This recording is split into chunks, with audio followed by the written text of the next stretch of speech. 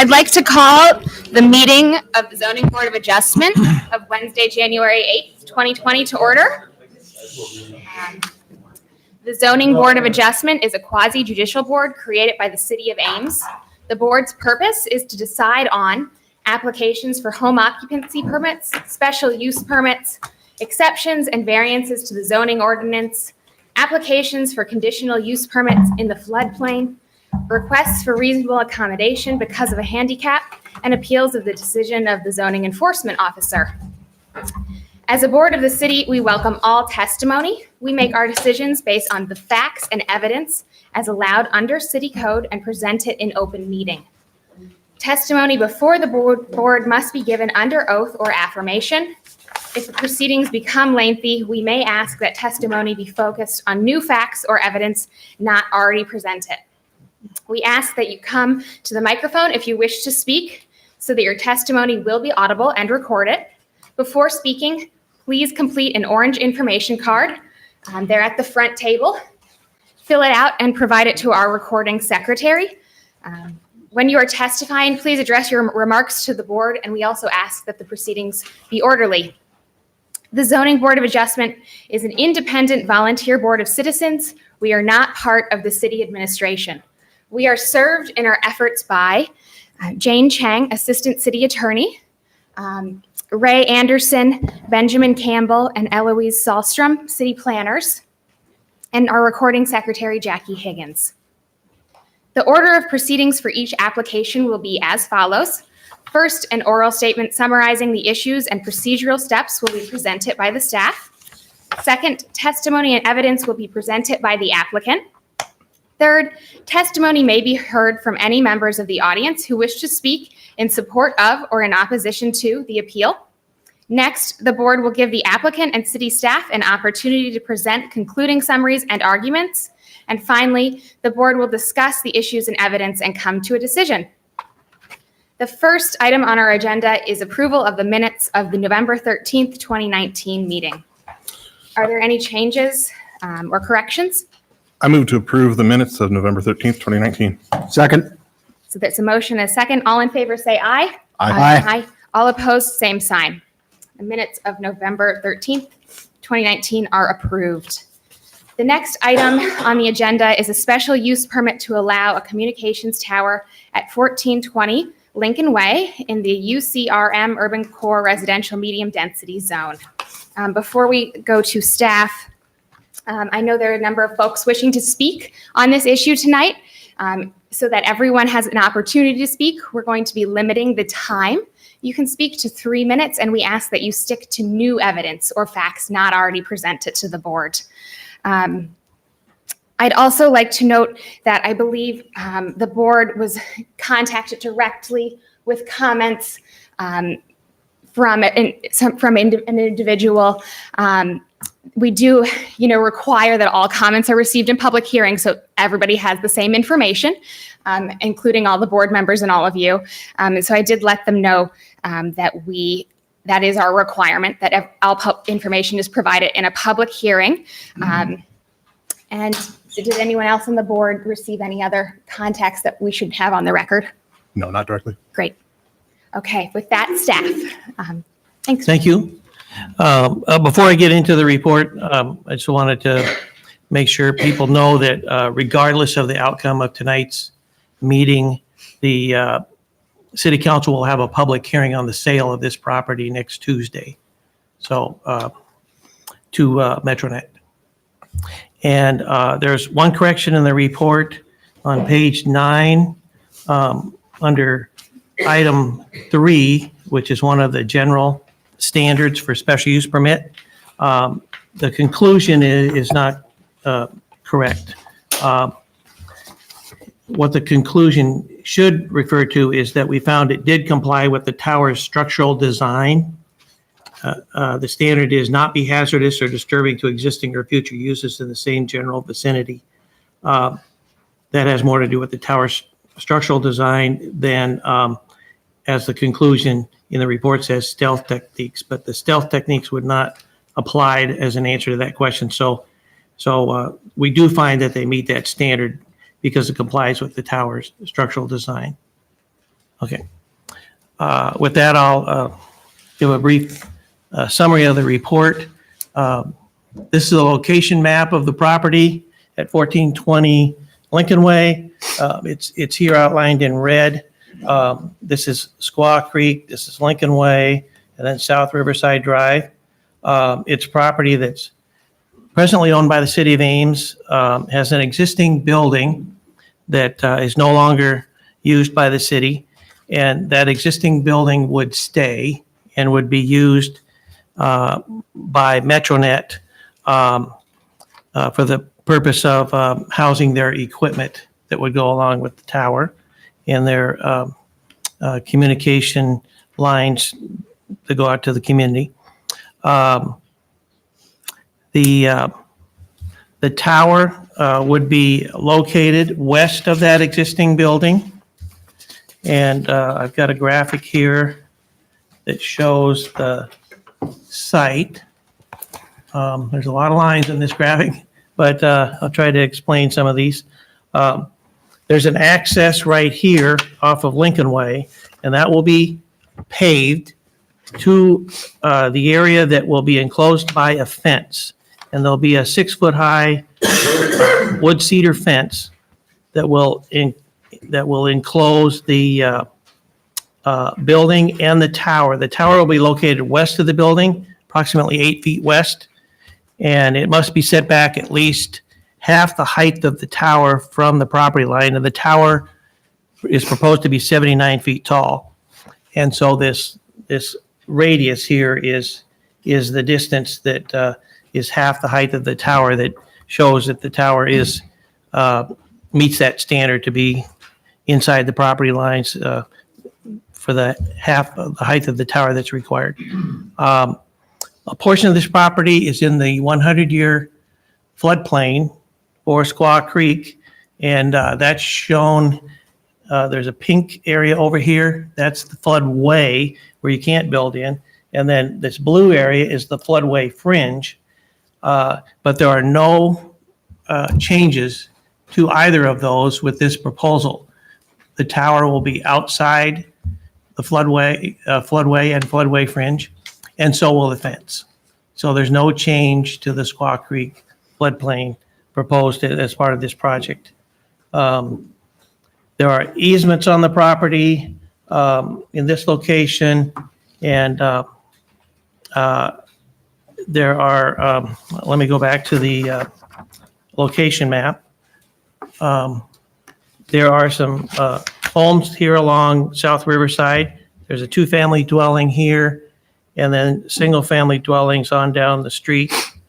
And the 2-family dwelling abuts the site, and the next lot, which is a single-family dwelling, also abuts the site. And then the third property is another single-family dwelling, and it abuts the site along the south property line. So there are 3 residential properties that abut that site.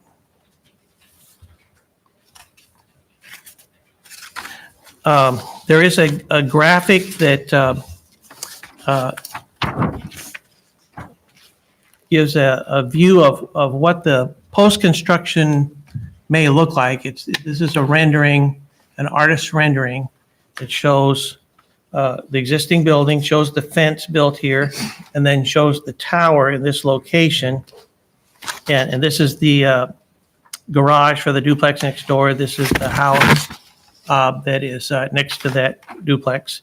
And so you can get some idea of what that tower might look like once it is constructed. There are antennae that project out to the side here, likely would point to the south where the television signal would come from. And then there is some equipment up at the top, an array for lightning protection. So that's an artist's rendering of what that may look like. This is a permitted use in the UCRM zone, which is urban core residential medium density, with approval of a special use permit by the Zoning Board of Adjustment. And that's why it's before you this evening. And there's 3 sets of standards they must meet. One is for the wireless communications tower itself. Another is the general standards for a special use permit, and the third is standards for a residential zone that's part of the special use permit approval as well. And those are included in your report, and staff has included findings and conclusions for each of the standards. And based on those findings and conclusions, staff is recommending approval of the special use permit with two conditions. One, that they modify the tower design to conceal the cabling, since the cabling has to be either inside the tower, so it's not visible, or enclosed in a conduit. And so they will need to enclose it in the conduit. And then there's additional front yard landscaping we'd like to see that we're asking that the board approve a condition that they work with staff to add front yard landscaping. Could include trees, shrubs, and grasses. That's our report. Be happy to answer any questions you might have. Any questions for staff? No. Okay. I just have one. If other equipment were co-located on this tower in the future, what would that process be? Would it come back to us, or would it be staff approved? I'll refer that one to Jane. I think she has probably better I'm not idea. sure. I don't know that it would have to come back for approval. Okay. Okay. Now it is time for the applicant to speak to their request. Yes, please. Do you need to call? I'm Dan Casciato. I'm the government affairs person for MetroNet. Okay. First of all, I have to swear you in. So Go ahead. Can I have an address for MetroNet first? what's our address in Evansville? Or what's our address here? Well, the Evansville address, that's corporate office. That's 3701 Evansville, Indiana. Okay. I'm in Chicago, so I Okay. don't know what our corporate address Could was. one of you fill out an orange card then for the recording secretary? Thank Sure. you. And then do you swear to tell the truth? Yes, I do. Great, thank you. First of all, MetroNet's, it's providing gig service, fiber directly to the home.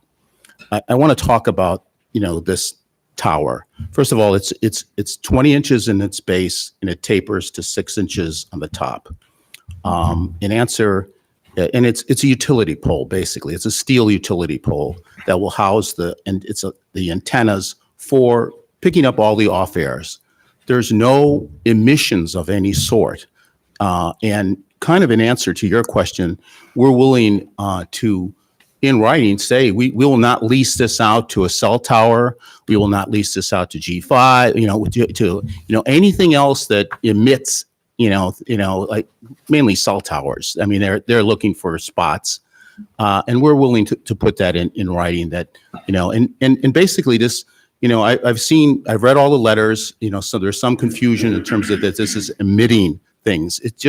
It's basically a large antenna that unsimilar to what you have on a home, but it's at a height that can pick up all the signals very clearly. So that's what that is. The city asked us to look at this property and we engineered everything towards this property. We definitely want, the building because everything is engineered for our equipment, which is basically our network equipment, for providing all the service to the residents in Ames.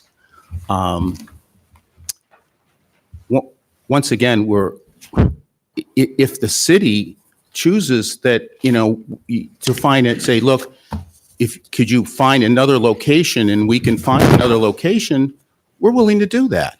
We want to be part of this community. We don't want to have all kinds of signs all over the neighborhood. I drove around. That's not our intent. I mean, we want to provide service to the community and we want to be part of the community. And so if the city, working with the city, if we can find another location that's suitable to put the receiving end of all the signals and connect to our network, we would do that. And I'm also here for answer any questions you may have. Is there any questions? Any questions for the applicant? I have a couple. Sure. In the application, there's a standard regarding the height of the tower, that it's the minimum necessary. I think that the response to that was that this is the typical tower type. 79 feet was just typical of other communities. And so was that tower height specifically studied and engineered for this site? It was, and the person back there, So we use a company, you have to go through. so I'll introduce myself. My name is Randy Demas. My title is Special Project Manager. I actually am the. You have to swear. Yeah. Do you swear to tell the truth? Oh, yep. Thank you. I swear to truth to tell, so help me God. Okay. At any rate, like I said, my name's Randy Denis. I'm Special Project Manager for MetroNet. I was tasked with putting the application together and all the submittals, and I've done all the research and that. Our video engineering group is the group that typically helps confirms the height of a pole, and that usually entails what obstructions the way, tall buildings, trees, that sort of thing.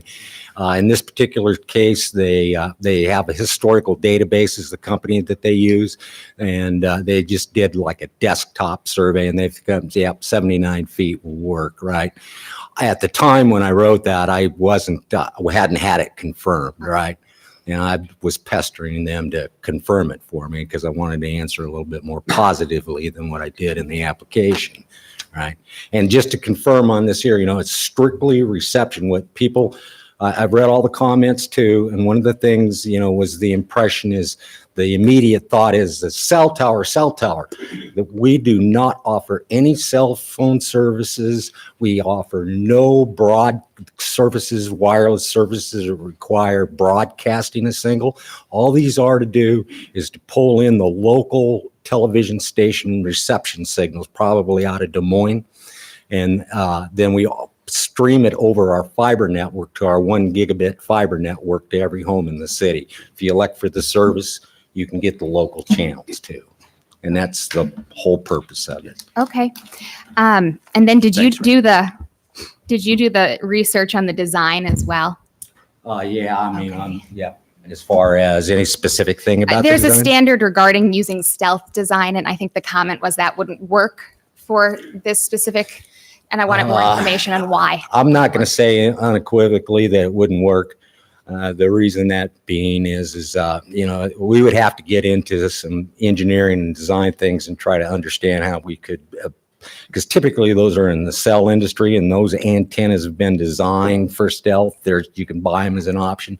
I'm not aware of these. These are television antennas, UHV. So there may be some issues there with trying to, if you're talking, and when we say stealth, we'd like to have some recommendations of what they'd like to see, like a pine tree or something. I don't know what, Yeah. We'll look into all this stuff more, but. Okay, great. And your other question? So you said you would be open to a condition that there's no co-location of cell or a 5G equipment? That's correct. Okay. Yeah, we'll put that in writing. We're not, all we want is for, an antenna to receive the signals. We're not going to provide any, we're not going to lease this out for any other purpose, or if, Verizon wants to come in here and use, we'll put that in writing that this is only for our use. Okay. And then you spoke to the other locations. I guess when you found this site, is it the utility building that's existing there that makes it desirable? What about this site makes it work? Well, my understanding is the city originally came to us and asked us to look at this site. And so we engineered everything for this site. And it was suitable. It was on it was on a very main thoroughfare. And it was a suitable site. And so, we accepted, said, sure, we'll engineer everything towards this site. So it was at the city's request that originally said, would you look at this site for purchase? And that's why we did it. Okay. Thank you. Okay? Thank you very much. Thanks. Thank you. Okay. Now it's time for any members of the public wishing to speak. Again, I'll be limiting the time to 3 minutes. I'll set a timer. And if you could bring your orange information card up front when you speak, if you haven't done so already, and then I'll take your name, address, and I will swear you in. So if any members of the public wishing to speak?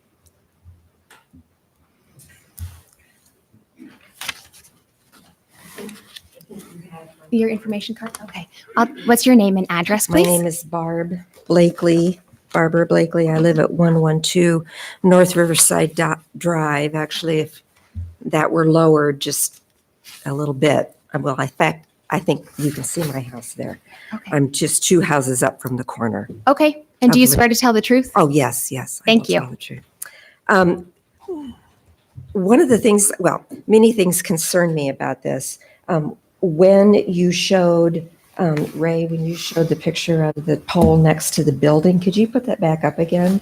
I'm wondering if that was done to scale, because the way the pole, to me, This one? looks relative to the building, it doesn't look as tall as I'm envisioning 79 feet. Was that done to scale? So- You'll have to answer. You know, I had to rush this thing, and I hired this out to a Okay, company that's what to I- do rendering. And I'll speak up here a little bit. I went over it at length about.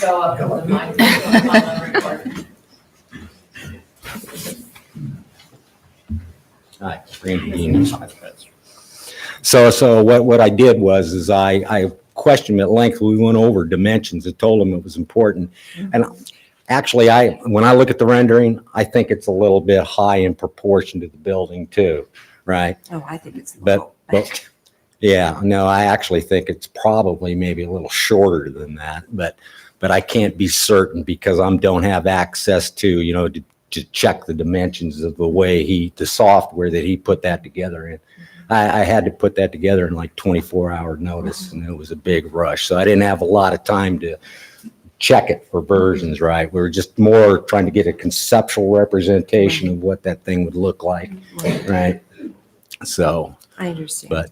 but there again, if you look at the power poles, they're typically 40 feet high along the street, right? That's the length of the pole.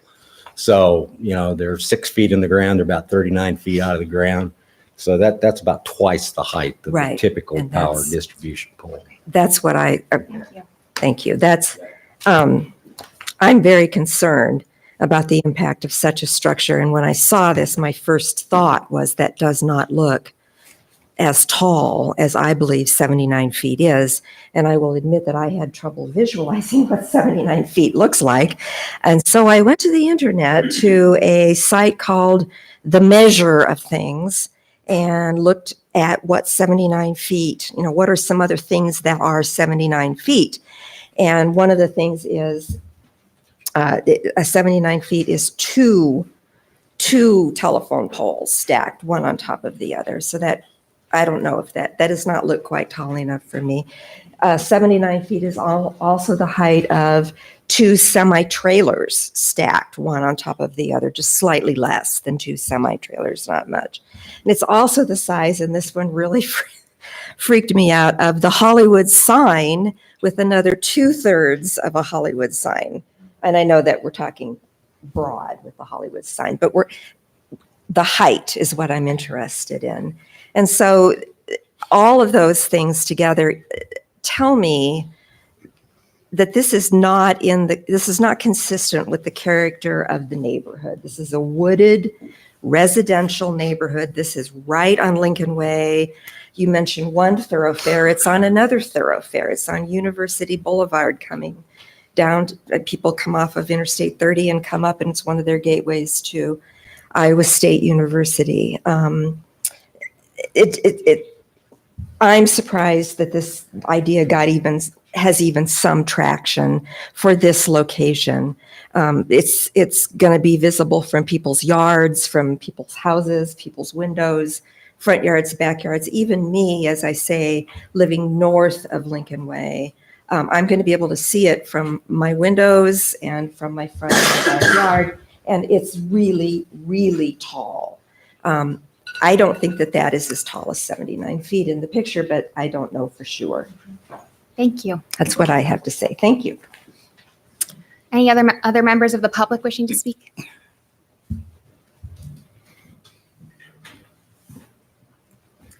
Did you turn in an orange card? I did. Great, thank you. Name and address, please. Katherine Knight at 123 South Riverside Drive. And do you swear to tell the truth? I do. Thank you. So thank you, members of the Zoning Board of Adjustment and MetroNet, for your attention. I'm going to try to speak to 4 findings of fact. And the ones that I don't get to, I will submit to you all. In terms of the antenna support structure safety, findings of fact, the applicant has proposed to use a galvanized steel utility pole made by a company called Valmont. Valmont itself has issued a white paper titled Laboratory and Field Corrosion Investigation of Galvanized Utility Poles, in which it states, the pole industry is just now becoming aware of possible problems that can be associated with corrosive soils, mechanical damage, storage and stock rotation, ground level and underground water table corrosion, coatings requirements, and interference induced from other structures. Specifications from paint and coating suppliers do not always take these issues into consideration. As a result, the service life of a utility pole can be diminished if the pole specifier doesn't take into consideration the different environments that utility poles can be exposed to. Environmental information such as soil, resistivity, pH, chemistry, and water tables should be utilized to determine the hot corrosion spots, the type of utility pole that should be installed for that particular environment, and the frequency of inspection needed. The applicant fails to provide evidence of soil testing for the embedded portion of the tower and how this relates to their choice of their Valmont tower. Therefore, the ZBA cannot confidently conclude antenna supports safety until a geotechnical report is made by an independent party. In terms of the cell site standards, I'm interested in this idea of co-locating. Perhaps y'all could co-locate with somebody that's already here in town. Again, to the tower height, it says the applicant shall demonstrate to the reasonable satisfaction of the Zoning Board of Adjustment that the antenna is the minimum height required to function satisfactory. Okay, so findings of fact, right? In order to determine if the antenna is the minimum height required to function, the applicant needs to contact Wade, who's the maker of the antenna, and provide the longitude and latitude of the tower in order to truly determine the appropriate height and placement. If this information is not sought, it is only an assumption, right, that the pole will be able to receive the UHF and VHF signals properly. I have so much more to say. But thank you very much. Thank you. I'll submit the rest then. Okay. Other members of the public wishing to speak?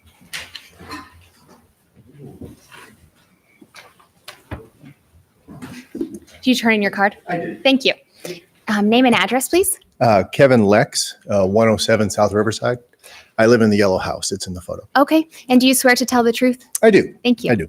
A lot of the issues have already been raised and, has to meet all the standards as shown in the application. I do appreciate, one of my concerns was, I understand this isn't broadcasting symbol or signal, and I appreciate the concern and putting that in writing if nothing would be broadcast in the future. One concern I had, I think it was from standard 1F, talks about, no fumes or odors or things like that. I don't know if a backup generator would be needed on this site or not. Certainly, there's fumes, odors, noise that comes from that. So that would be a question that I have. One of the standards talks about addressing whether falling ice would be an issue. I know that could be maybe something silly, but my backyard is literally 50 feet from this tower. So it is a concern that I have. One of the standards talks about screening. Could you put the other plan up that actually shows the current site plan? Sure.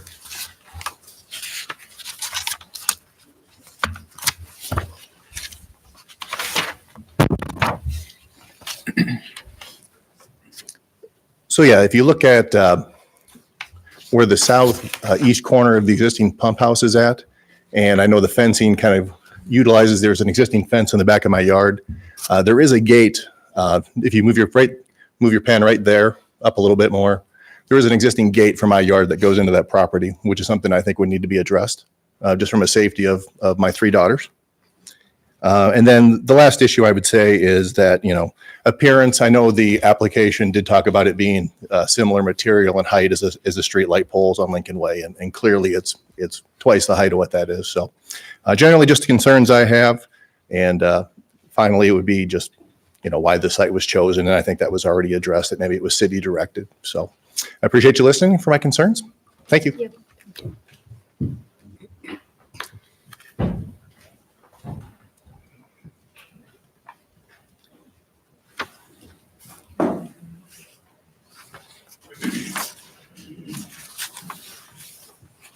How's it going? Good, thanks. Did you turn in your information card? Could you grab it is it back there? Or can you fill it out after you speak? Sure. Great. I just have a couple of questions. Okay, your My name name's and- Matthew Cullen. I Okay. live at 123 South Riverside Drive. Okay, and do you swear to tell the truth? I do. Great, thank I'll you. just be asking a couple of questions. One is, what is the long-term environmental effect of using the site in this manner? To that end, how does the boring affect the bank? It's a steep fall into the creek. And also, will fiber optic cable run from this hub outward? And if so, what does that look like? That's all I have. Okay, thank you. Could you fill out an information card? Thank you. And then you can just bring it up here.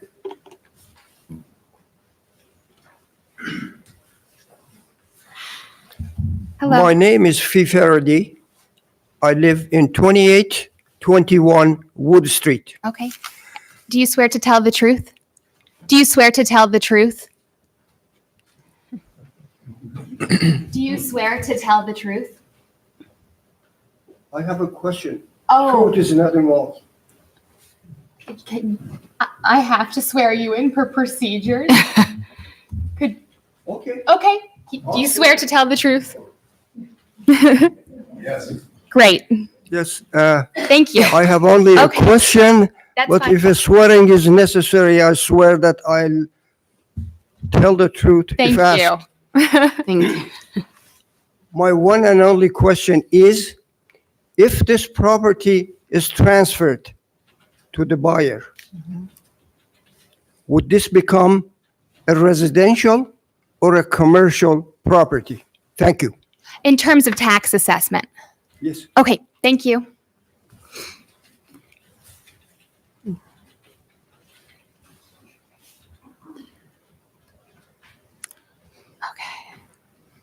Okay. Okay. Did you get a card from him? I'm sorry. I have not filled out a card yet. After you speak, can you After fill I it out? speak, I will Thank fill it you. out. Name and address, please. Daryl Reeves, 3108 Northwood Drive. Okay. And do Um, you swear to tell the truth? I do. Thank you. I have a question about the city's vision for Lincoln Way and how this fits in with cleaning up all of Lincoln Way and then sticking up an 79-foot pole on the main thoroughfare right to Ames. Has anyone given any consideration to that? Seems like it's in opposition to the vision that the city is proposing for the rest of the street. And also, I'd like to know who from the city approached MetroNet to sell this property to them. I'd like that on the record. Also, have they thoroughly investigated another location for this? And I'm not opposed to them providing this service. I just think this is a bad location for it.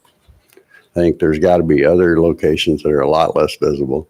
There's a cell tower in Brookside Park. Have they investigated cohabitating with those guys on that site and possibly putting a small structure near there? These are just questions I think the city needs to consider before they approve this and stick this 79-foot pole on Lincoln Way. All right, thank you. Thank you. Other members of the public wishing to speak? Oh, your card, yeah. Thank you. Good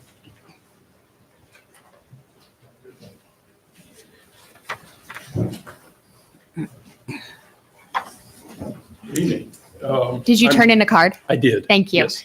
I'm Rick Maxwell, 304 South Riverside. Okay, and do you swear to tell the truth? I do. Thank you.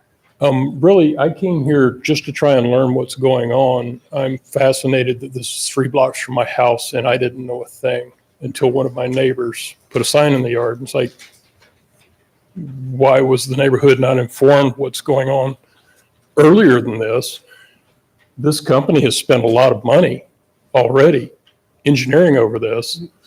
You know, obviously somebody from the city contacted them saying, hey, we got a spot for you. You know, when was this made public knowledge is a question that I have. I am all about competition. You know, competition's a great thing. And if that's what they're doing is providing competition, then awesome, I can support that. What I have a hard time supporting is a tower in a park in a neighborhood. And why can't that be in a more commercial area, or, as was stated earlier, a more commercial location or co-located with something else? So I guess that's all I had. Okay, thank you. Thanks.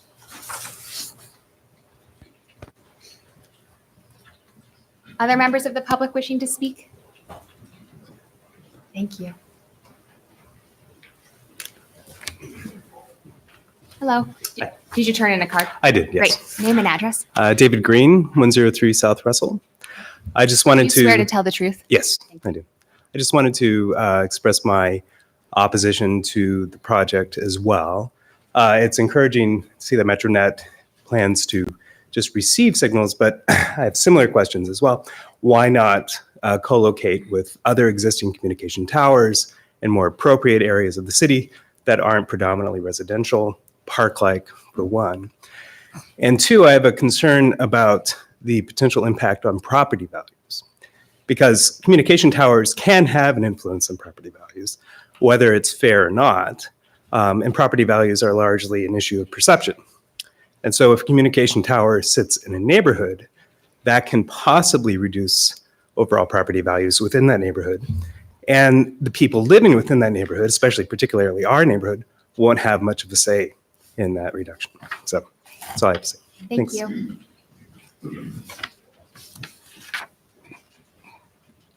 Anyone else?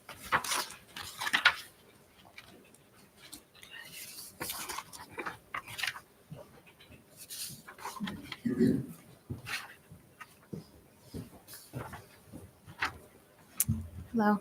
Did you turn in a card? I did turn a card in. My name is Joe Leese. I live at 114 South Riverside Drive, across the street from the yellow house that was seen in the photograph. Okay. Do you swear to tell the truth? Yes, I do. Thank you. Okay. I'm not going to be able to quote the exact sections and everything that relate to the impacts of the project, but among the concerns that I'm aware of are environmental. Several folks have talked about potential environmental impacts into the stream bed. Wondering if I have concerns with destabilization of the stream bed. The city spent several $100,000 stabilizing that. And it seems to me that when the site rendering is inaccurately showing the location of the fence with relation to the boulder field that was put in place to stabilize the stream bed, as I've walked the property, that fence line would go about 1.5 feet into that boulder field. And the tower, I'm glad that MetroNet has stipulated that they would be willing to sign an agreement not to co-locate any emitting things on the tower. I think that would be a good thing. I would ask that they go a step further in two respects with that, with relation to this. And one is to provide, because the Affordable Care Act has been ruled unconstitutional, I have to purchase insurance for my son in the exchange, and there are studies that link cancer to cell phone towers in terms of prolonged exposure, that they sign an agreement that would provide assurance for access to health insurance and health care for residents in the neighborhood who are impacted by the common types of cancer that have been caused, should they or their successor companies determine that they are going to co-locate cellular transmission things on there, because there is an impact because towers like this do have an impact in residential neighborhoods. I would also ask that they sign an assurance for property values in the Oak Riverside neighborhood. By my calculations, a 20% property value, which is what studies have shown that towers like this can reduce a property's value. There are about 97 homes within about 1,000 yards of the cell tower, of this tower. I'm sorry, I keep referring to it as a cell tower. That's what it was referred to on the original application. That would be, they're about 19 million in value. Average home price about 195,000. That's about a $3.8 million drop in value for the homes in this residential area within about 1,000 yards of the structure. If I did my math right, that's about a $600,000 loss in terms of property tax value on an annual basis. And I don't know if their revenue stream would fairly compensate the city of Ames and Story County for those losses. But I'd also ask that they sign an addendum to this to make whole the property owners whose property values would be negatively impacted by that. And so I'll present that to MetroNet at this point. I do have several other concerns about that, but I believe I'm probably almost out of time. 5 seconds. Okay, thank you. Thank you. So I'll provide a copy of that for. Okay. Thank you. And a copy of that to MetroNet. So there's nothing to worry about. I'm sure there's a signature on that. It's just a formality. So, and I can wait for that signature here if you'd like. I guess it If you can depends put me in on touch with who is. what all you're going to consider. Okay. So who would be the office person to sign it? I'm going to keep it and I'll give it to you. I'm going to put there. Any other members of the public wishing to speak?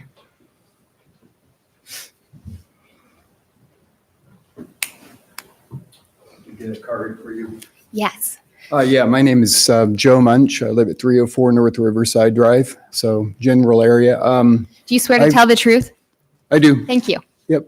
So I first learned about this about a week ago here, and I'm not a Tribune subscriber. I don't follow activities. I'm not a member of your neighborhood organizations, anything like this. But I grew up in Ames, in an old neighborhood, grew up in an old house, historic neighborhood.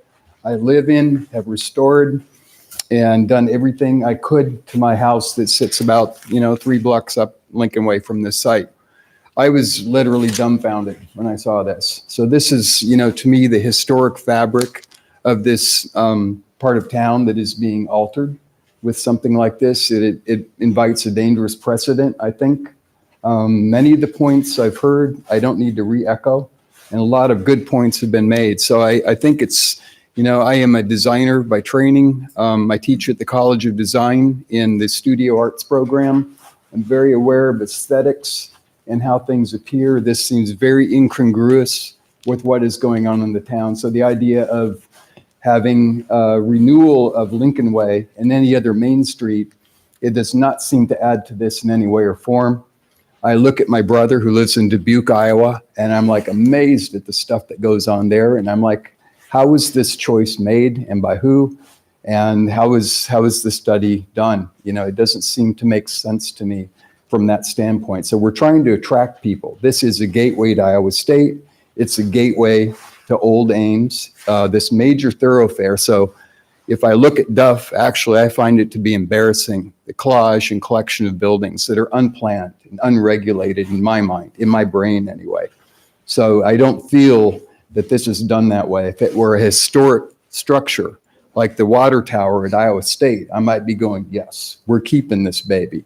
But to install a new structure like this, when there are alternative sites, potentially, I like the idea of grouping them with something that exists. That makes a lot of sense to me. It's like the power plant, it's like we know it's there, but to introduce something like that element within the fabric of what we live with daily. This is part of the pleasure we have, next to the stream, next to these houses, next to a neighborhood. Makes zero sense to me. This company seems to be very willing to relocate to another thing. I was super pleased to hear that. So it's like they want to be part of us. I'm not against Ames growth, but let's make it in a healthy and planned way. That's what I have to say.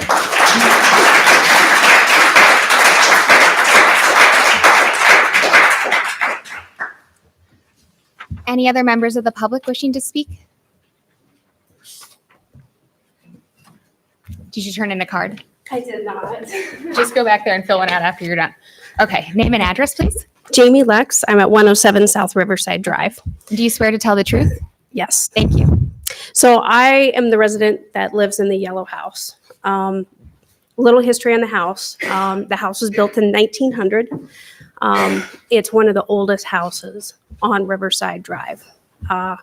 We moved here just a few months ago from Ankeny.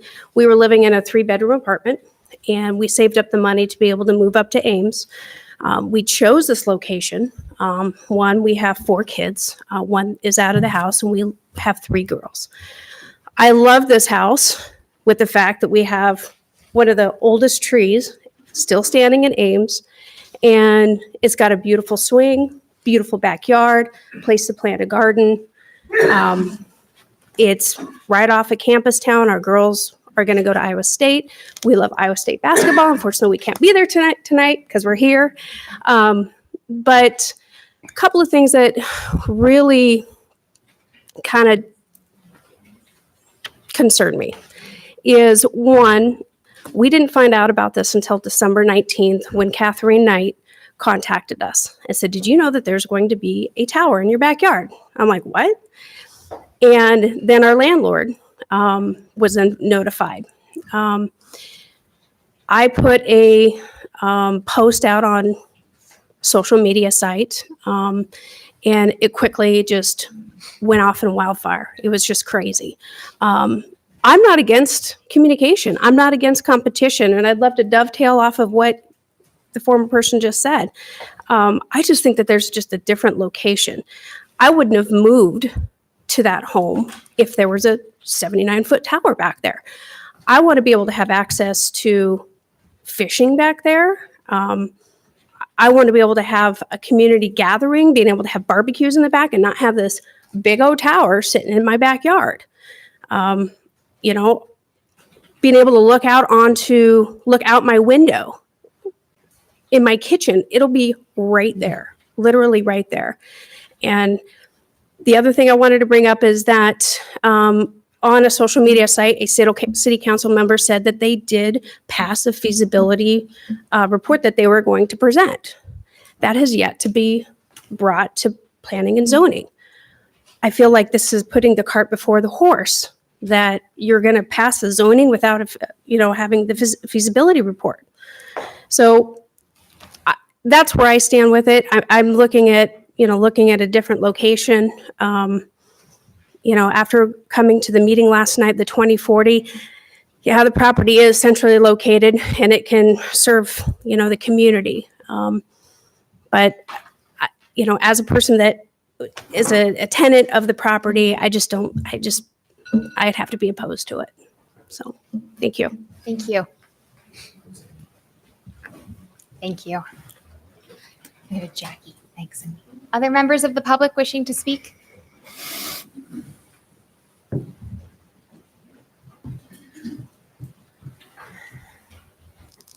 Hello. Great.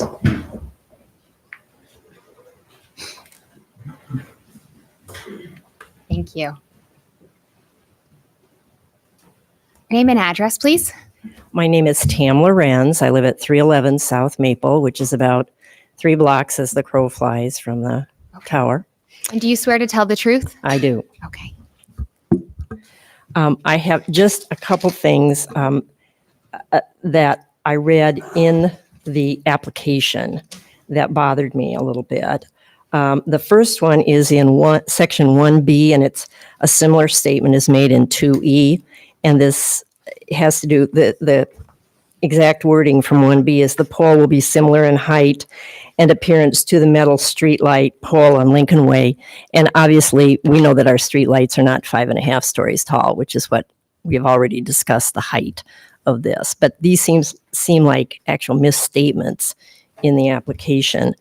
The other thing that the application did not seem to cover, they talked about screening for fencing around the tower, but I didn't see any mention of the kind of security lighting that might be used around the facility, and whether there would be light on the tower itself, and whether there would be a constant ambient light in the area that is basically not screenable.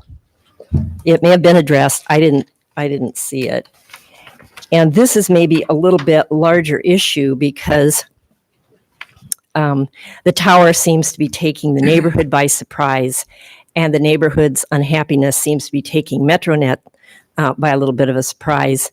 And part of this, I think, is before this is approved, that if MetroNet and this kind of tower is seen as a public utility, which I don't necessarily agree with that definition, but if it is, then the city, it seems, needs to develop a much more coherent plan for placement and use of these towers. That's what zoning is for, to decide what kinds of things go where. And right now, it just seems like a free-for-all and a catch-as-catch can. That's all I have to say. Thank you. Thank you.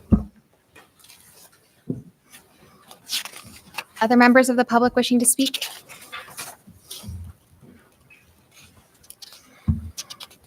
No one else wants to speak on this issue? Okay. Now, we will close the public hearing. Now it is time for the board to ask any other questions of staff or the applicant. Are we allowed to ask some of the questions that have been asked by Yes. the public? Yes. We Okay. should probably start with staff questions and then go to applicant questions, Okay. if that's okay. Yeah. Great. Go ahead. I don't have questions for the staff. Oh, okay. Do you have questions for staff? Jeez. Not as much for staff. Okay. There's no standard for this that relates to property values, correct? I couldn't find one. Okay. Yeah, not directly. No. Thank you. Wait, I guess I do have a question. Sure. Is there anything that discusses lighting for a use? We like have an this? outdoor lighting code that Okay. has standards for, that the light cannot create glare and, has to be downlit and so forth. There's some more technical parts of it. But I have not heard of any lighting proposed for this. If there is lighting proposed, it would have to meet those standards. Okay. Hey. Go ahead. Whatever. I was wondering if staff could provide a quick outline of what's required for a project like this for outreach to the surrounding homeowners or landowners, and what was done with this project. Oh, sure. From an outreach perspective, just so that we know how those two intersect. Right. Well, for notice, there's a notice that goes out to property owners within 200 feet, sent out by the city clerk's office. And they have a certain time frame that they send that out in for every project. And this one was no different. And then there's a sign to be posted on the property, which it was. And then there's also the agenda is published in the paper. And that notice goes out. Well, we have to have it to the paper 2 weeks ahead of the meeting. And then this particular neighborhood does have a neighborhood representative. And as a courtesy, it's not required in the code, but as a courtesy, we try to notify the neighborhood representative as soon as we can. And the neighborhood representative was notified for this earlier in December. I don't know the exact date, but the Planning and Housing Department sent out an email to her to make her aware of this, and then I believe she sent one out to the neighborhood. Thank you. I know this is probably a city assessor question, but there was a question raised about how the taxation would change if the property was sold and used for this purpose. Do you? We'd have to ask the assessor. Okay.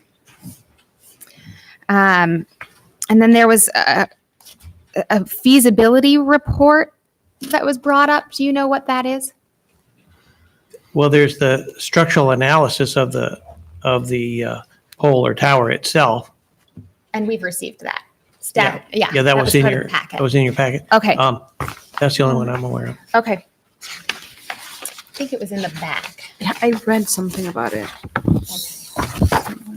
It should be with the application. And there's no standard that MetroNet has to, or a tower has to submit search rings or other information on what other sites they looked at as part of the code. No. Okay, thank you. Now it's time for questions to the applicant. If there are no more questions for staff, board. Okay. I think we have a few more questions for the applicant then. Yes, thank you. Here's my card. Thanks. Thank you.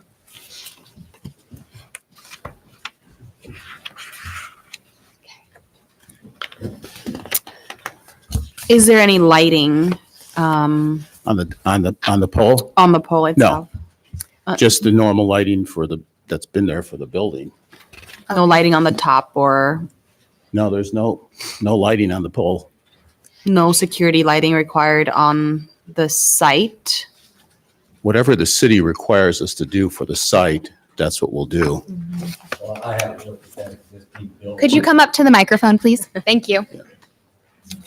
Just outlining, typically what we do is there's. Wait, hold on. There's a photo electric cell, it's activated, dawn to dusk, light near the door that automatically comes on. And it's not very bright. It's just enough for you can see to get your key in the door to unlock it. If for some reason, there was an outage and a technician had to go there. And, and as far as pole lighting, there's FAA requirements, and I believe it's like 250 feet before you got to start lighting them. Mm-hmm. So no lighting. No lighting.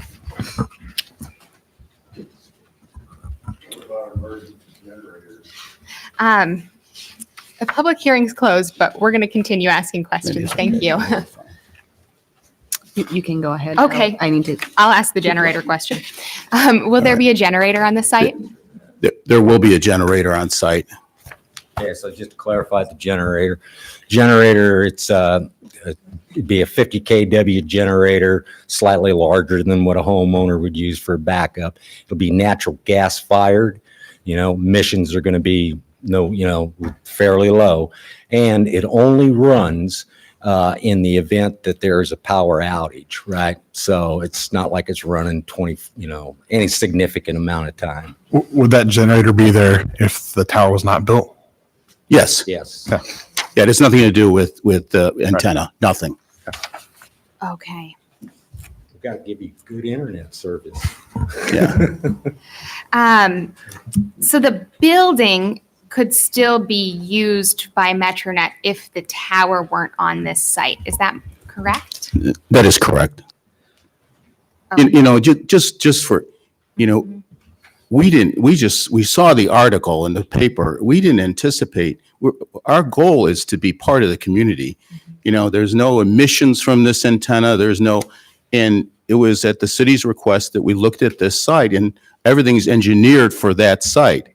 If we can move the antenna to another location, we'll move it. We're not objecting to that. We're not, Typically, do you look for sites in a community for this type of pole? How does that work? How does your process work? Well, in Davenport, we built a tower, similar to this one, and we built a building. This one, you had a building there that was at the old pumping station, I believe. And so, But in Davenport, did you do search rings for certain sites, that kind of thing, or look at co-locating? What's your process? So I'm involved in that process quite often. Typically what happens is we go into a community and we will design that most optimally how we're going to pass all the neighborhoods and feed them with our fiber cables. Generally, there's a central location. Then what happens is we end up having to find properties that will fit within that location, right? And we did that here in Ames, and we looked at other sites, and we were just coming up with problems of acquiring the site or different things like that. And then the way I understand it, this site was, hey, we have this extra piece of site, you might be interested in that, and the city might be interested in selling it. So Okay. that's how they got here. Where we're at. Thank you. I appreciate it. It's other questions? Are these sites or have they been located in residential neighborhoods before? I don't know the whole, we were in 7 states, so I don't know where all our sites Yeah, are. I've seen a lot of them. There are some instances I'm aware of. Carmel, Indiana is one. Kokomo, Indiana is another one that was in there. And we had to make, some design changes to, satisfy them. Yeah. And Davenport is not in a residential area,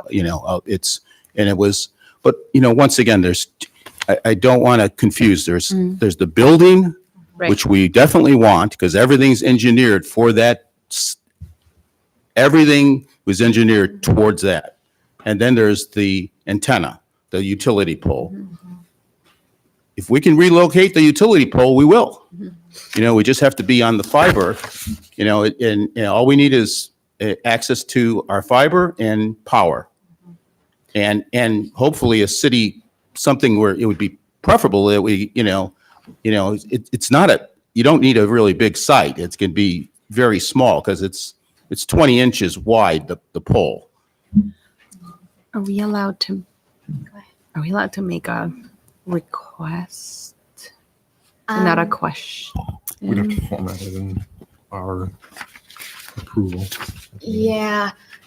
Sorry. So when we go to the alternatives, then we can put. If the board wishes to ask for additional information or formulate a condition, it should relate back to one of the standards and the findings we make. Okay. Better answer. So if you wanted to ask for other locations, it should directly relate to meeting one of the standards that are laid out for us. It's just regarding the scale of the. Oh, okay. Yeah. Go ahead. I just wanted to know if at some point you can give a scaled version of this image with the dimensions of the building surrounding it for scale. We can do that. And we'll look into everything in terms Okay. of the color of the pole, could we change the height of the pole? Right. I mean, we'll re-examine everything. Okay. I mean, once again, this came at us Yeah. the last week, so. Sure. And just to clarify your question, Shannon, if you had that rendering and we indicated what the scales were, and should possibly just show some dimensions on there. The height of the buildings Yep, what nearby. thing, Yeah, we can do that. Just for clarity. And once again, we'll re-examine everything in Okay. terms of, I want to reiterate, we want to be part of this community. We're not trying to create a controversy on this. So you would be open to providing additional information at a later date? Yes, we would. Okay. And then additional information on, did this existing study, the structural analysis include looking at the soils on the site or the groundwater, or it included ice, I believe? Yeah. So I ran the pole load analysis and Okay. I did it like it was typically done in the power industry. Very seldom do they get a geotechnical or, study done. But, she brought up a point with the, acidity of the soil and that type of thing and what any corrosion characteristics of the soil may present. I will tell you this, the pole that we ordered through Valmont, they have an option in there and we always order it. It's a urethane coating that goes on the bottom of the base and it's strictly to, protect against corrosion of metal, right? And we always order that, that's whenever we bought one of these poles, we did that. But a geotechnical study is something that could be done. That would be what it would require. She was exactly right. Other questions for the applicant?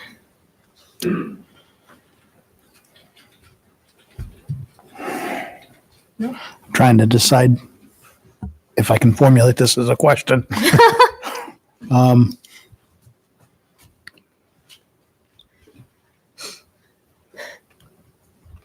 It sounds to me like there may be some issues that need to be further explored and further resolved with this site.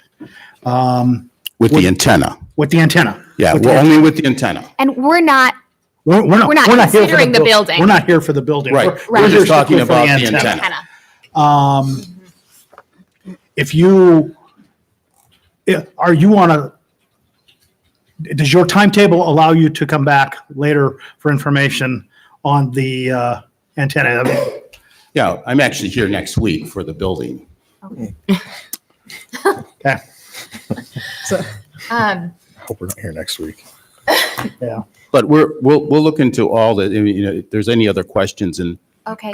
we will look into all this. Okay, and I just have a question for staff then. And there's no zoning approval required for their use of the building, correct? From our board? Right, yeah. Okay. I mean, they're not, building a new building or, there's no site plan required. Okay, and no special use permit? No, well, it's part of this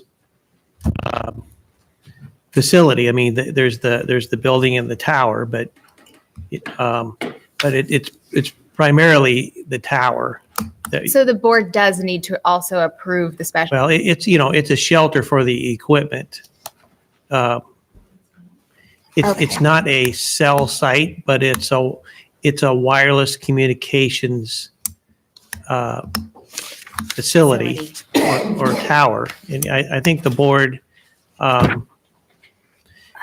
should focus on the tower because the building really isn't, the exterior of the building's not changing. Right.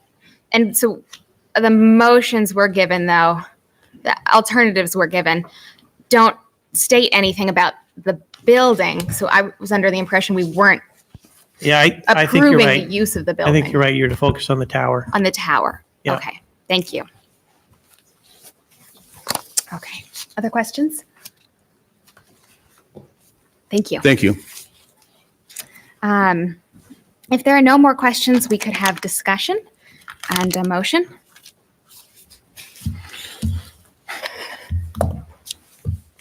I feel like they are open to considering other options. So I'm leaning toward continuing this request to a future meeting to give them time to look at alternatives. Not that we would make them co-locate, but they could consider co-locating, if that makes sense. So for instance,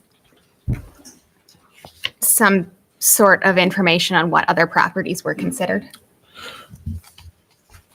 If we could ask that, sure, but Are we allowed to ask that? I'm not sure where our line is I'm there not sure where we are with, either.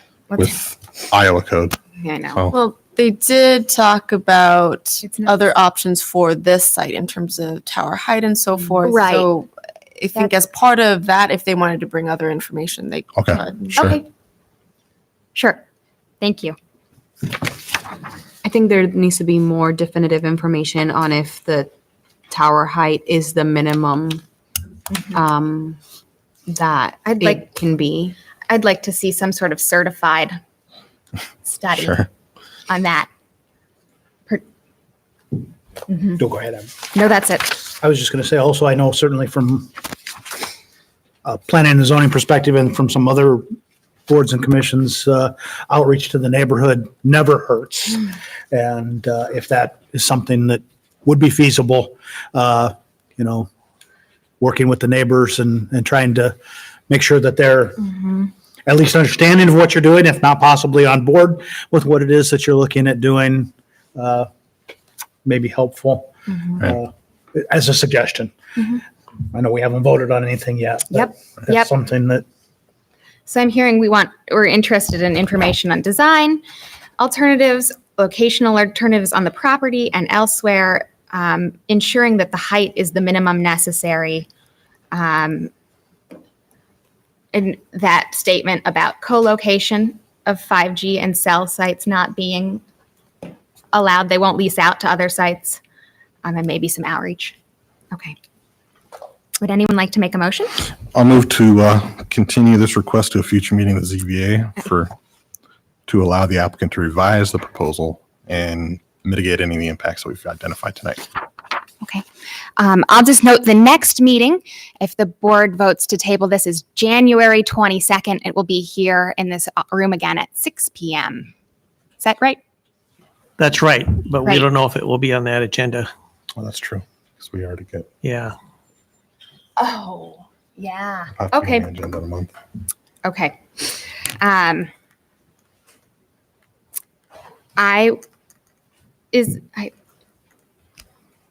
So we'll get a second. Would anyone like to? second. Thank you. Go ahead. I think we can get it on the next agenda if that is feasible for Metronet. We certainly want to let the neighbors know what date we are tabling to. So if the next meeting doesn't work, let's talk about a date certain regardless. Okay. So I'd be interested in what exactly you're going to be looking for. Yep. So You want us to submit. I'd like to offer a friendly amendment to the motion to require more information on design alternatives. From what aspect? The stealth design alternatives and similar, what the options were you looked at in Carmel, Indiana, how you worked that out. We didn't have a poll. I'd like information on the study showing that this is the minimum necessary height that was conducted. What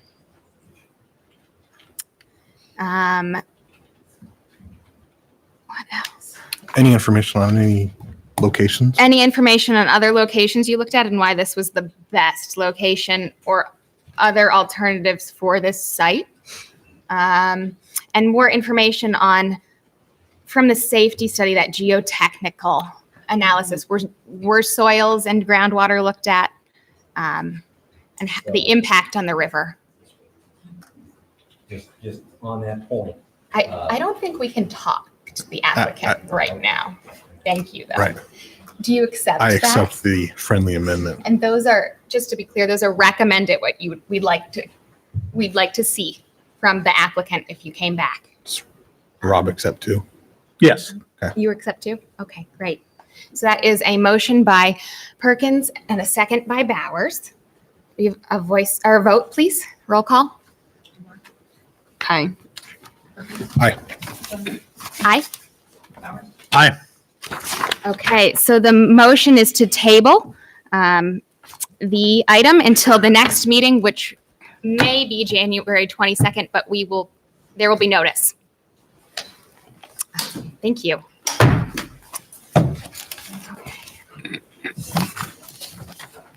You don't need a break? Yeah. Up to you. Okay. Lady. You want a break? Yeah. 5 minutes. We're going to take a 5-minute recess. No? No? Okay. Thank you.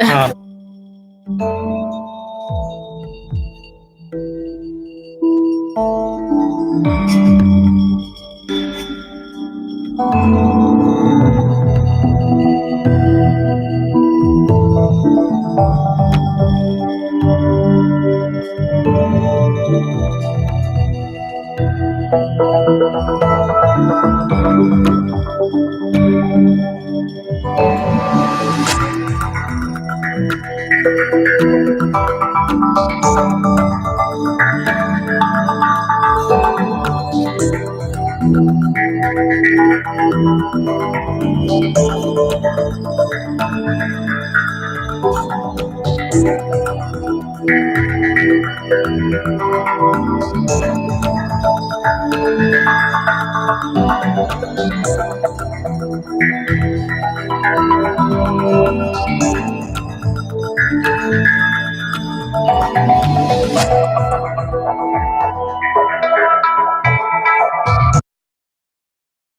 use within the RL residential low density zoning district. Julie? Good evening. Whenever Can you you're hear ready. this? Can you hear this? Good evening. The request tonight before you is for a variance to allow parking in the front yard at 2030 Country Club Boulevard. So this is a property in question. This is Beach Avenue with University property located to the west, and then north is up on the page. So according to the zoning code definitions, parking is not allowed in the front yard. And this is a diagram. This is the text and the diagram from the zoning code that depicts where front yard is considered by code. This is not, as you can see in the aerial, it is a pie-shaped lot. It has a curvilinear front yard similar to this one. And so your front yard is the corner of the facade closest to the property line. So that's why in this situation, the front yard extends all the way to this, all the way to the back corner of the house. So currently, the property does have a valid letter of compliance to operate as a rental, which would require 2 parking stalls. They currently have a single lane driveway located on the property that is long enough for 2 stalls. So they do have, that's why they are allowed to park in the front yard and have a letter of compliance through inspections through the building code. They are requesting for front yard parking to be relocated. It's really hard to see in this picture. I tried to draw in the approximate location. I don't know if you can change the lighting on this or not, but basically they're wanting to keep the single lane driveway up towards the side of the house and then pave a parking pad wide enough for 2 cars here. You did receive on the dais tonight updated drawings from what went out in the staff report in the mail. It is pretty similar, it's just more accurate with dimensions essentially. So this is how it exists today with the single lane driveway up to the shed. And then they would be just extending this paving closer to the house. The applicant's reasoning is to provide better parking, better maneuverability for the site. There is not parking allowed on Country Club in front of this house due to the adjacent intersections and the curve of the road. A lot of neighborhoods you will see parking is allowed on street in this neighborhood. This one is just painted at this location where it's not allowed because of the reasons I mentioned. According to variance approval, you're supposed to meet you have to meet all of the findings to be approved for a variance is what the code states. There are 6 different criteria. Staff found that only 2 of those were able to be met. If we want to go through those individually, we can. Otherwise, the ones that they're not meeting, if you have any questions. Otherwise, staff is recommending denial since not all of the findings are met. And I can answer any questions that you might have. Any questions for staff? No. I don't have any either. Does the applicant wish to speak to their request? Please come up to the podium and turn in your card. I'll announce that before the public hearing. Thank you.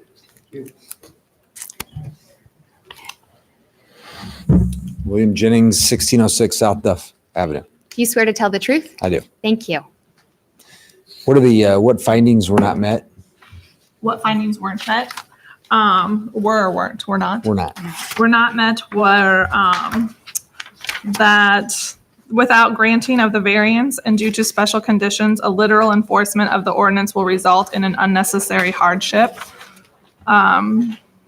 Unnecessary hardship exists when the land in question cannot yield a reasonable return if used only for this purpose.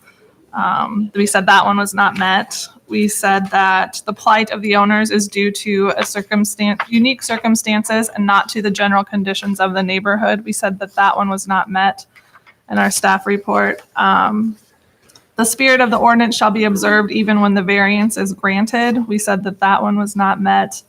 And substantial justice shall be done as a result of granting the variance. We also said that that one was not met. Okay. Am I able to comment? Simply put, we'd like to be able to park side by side as opposed to in parallel. Aesthetically, it's a side of the house. This came to be known when we parked on the side and we got a parking ticket. So why did we get a parking ticket? We're on the side of the house. You know, because as you notice, there are a handful of houses. So there's a code modification made that was allowed for this. So at some point, city staff said, no, we get it. It's logical. But if you look at it, there's the front of the house and the side of the house. The parking would still be on the quote unquote side, but because this is a pie-shaped lot, they're saying it's still front yard. Well, technically you can't have two front yards. So we're simply asking to be able to park side by side as opposed to parallel. I mean, as opposed to, if you think about it, yeah, if you have two people parked, anytime one car has to move out to get another car in. It's illogical, it's irrational, it's not fundamental. It does not make sense in any way to not allow. It would change the aesthetics, none whatsoever. It's just simply asking to be able to park side by side. And there's plenty of room to do so. So it's pretty simple. Okay. Are there any questions for the applicant right now? No. I just wondered about, it was mentioned that you might be applying for, is it a vacation rental? Is that the new term we're using? Guest lodging. Guest lodging. Application. Guest lodging. As part of this? Later? Not as part of this, no. I mean, eventually my daughter and her fiance are going to live there. Oh, okay.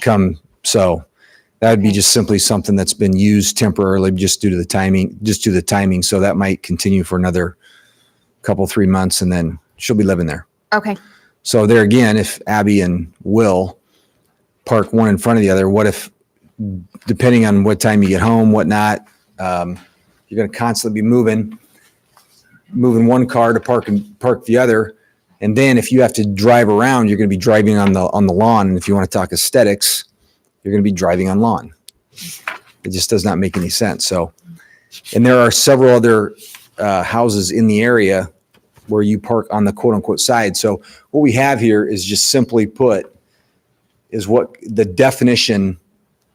And again, there were several city staff members that commented on the fact that yes, this probably should be changed and there should be an amendment too, which is why there was a code modification for this, that what is defined as side yard and front yard. You guys follow me? Mm-hmm. So you're saying that that's a front yard, but really that's the only thing restricting this from happening. It's still side yard. There's the side of the house. By definition, it's a front yard, but it's the side of the house. So that's all we're asking. We just simply like to be able to park two cars so that at least two, one can pull out and around and the other one can back out. Mm-hmm. That's it. So we're not asking for a lot. Okay. Yeah. Thank you. That it? No questions? No. Okay. Now I guess it's time for the public to speak if you don't have any more comments and we don't have any questions. We can come back to you if we have questions Okay. too. So Thank you. thank you. For this public hearing, we'll be limiting it to 3 minutes again. You'll come up, state your name and your address, have an orange card, and then I'll swear you in, and then you'll have 3 minutes to speak. So any members of the public wishing to speak on this item, please come up to the podium.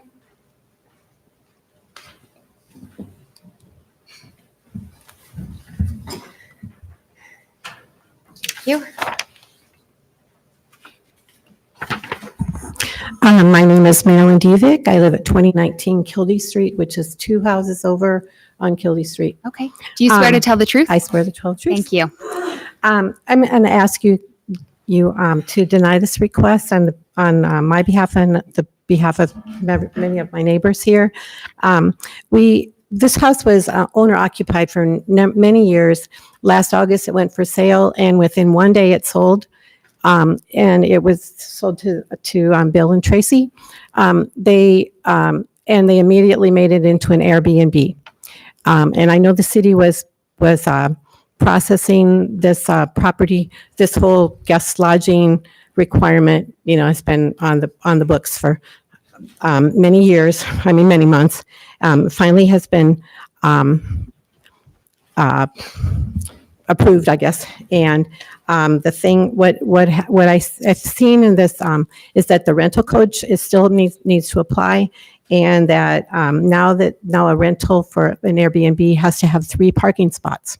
Well, if you add 2 by 2 and 1 behind it, that makes 3. We have seen the Airbnb being used, and this is news to me that your daughter is going to live there, because we see ads on the internet advertising that Airbnb for up to 6 people. The weekend before Christmas, there was a party there, and it was a nice day. And I saw at least 6 people in the yard, if not people in the house, having the party. And I know that this is kind of the parking and the Airbnb thing is kind of all meshed together here. But there was lots of garbage in the yard after the party that was there for like a week. And I see on your report on page 6, starting on page 5, however, by trying to add the parking in the manner that is proposed, it is in conflict with the locational requirements of parking intended to reduce the appearance of open parking areas that relate to the character of a single-family neighborhood. And one of the things that we're very concerned about is that it's going to look, having more parking spaces, extra parking invites extra cars and extra guests. It makes it appear that more guests can be there. And we are just just by having the 3 parking, it enables an over variance on, when there's short-term rentals. There's not going to be a lot of, there's not going to be somebody coming over there every time somebody rents this place to enforce how many people are there. And there's even been reviews that have said there are more people. So we would just like this not to be approved by you guys. Thank you very much. Thank you. Any other members of the public wishing to speak?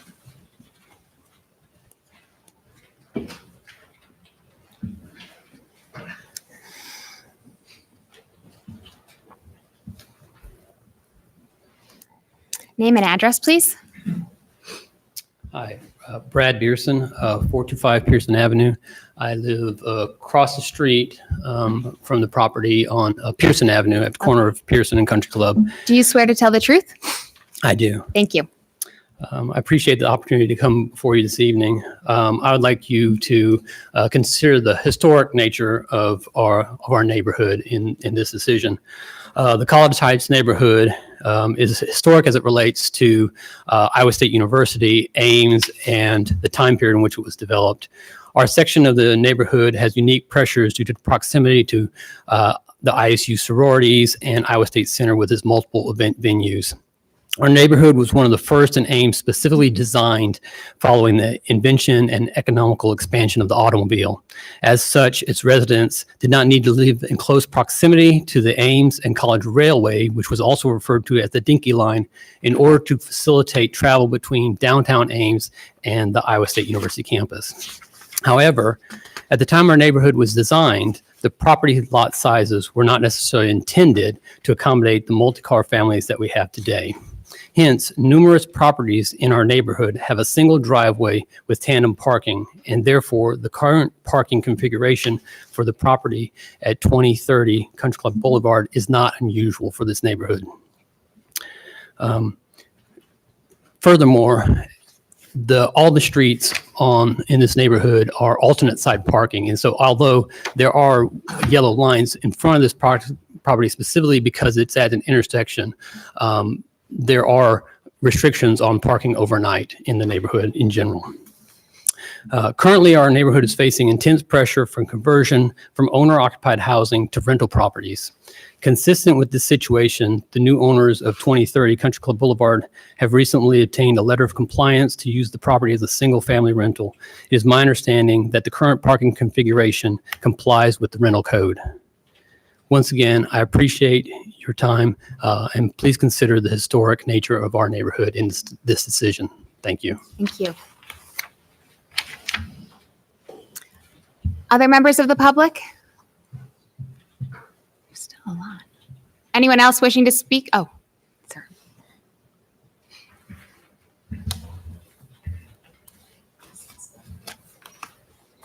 Hello. Did you already fill out an orange information card? Yes. Great, thank you. Name and address, please. My name is Dick Horton, 2119 Country Club Boulevard. Okay. Do you swear to tell the truth? Yes, I do. Thank you. Thank you for this opportunity. I got more material here than I got time for, so I'll try and be brief. The Country Club Boulevard itself is basically was a river at one point in time. Drainage ditch from the athletics field all the way down to the Hilton College, down to the Iowa State Center. That was a drainage ditch at one point. And that was flood. We had major floods down there. All these homes, basically, as we say, were built in the 20s and 30s. Yes, single-car garages. Many of them have had the room to expand to the two-car garage. In our case, we don't, but we made a double garage, double deep, and it works just fine. And everybody else in the neighborhood that has this issue, they all get along just fine. If you have to move your car a little bit to dodge to get in and out, you can do it. There's no problem with that. The homeowners do it all the time. Absolutely true. If you look at the property, I was looking at the same map you got there.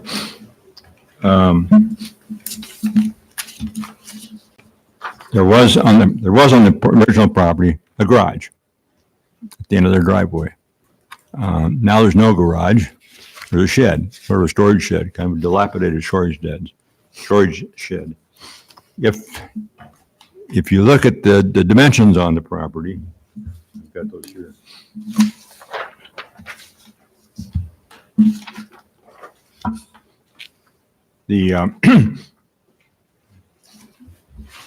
The distance from front to back along that property line is 150 feet. If you go up their driveway as such. If a car, there's room on that without doing anything. There's room for at least three cars, if not four. If you take that driveway and extend it back to the property line, even though it's 150 feet all the way back, it's triangular. There's not that much room for it. But if you take it even halfway, there's enough distance on that land to park 3 or 4 cars from the sidewalk on up to the back end of the house, where there's enough room. There's also enough room in the backyard if you want to turn around and put at least 1 or 2 parking places there in the backyard. There's no reason why that cannot happen. Other people have done the same thing. There are a lot of houses, if you look at it, the garage is in the backyard going sideways. And there's a turnaround back there to get back out. Or you back out normally, like most people do. Traffic is not an issue in that particular area.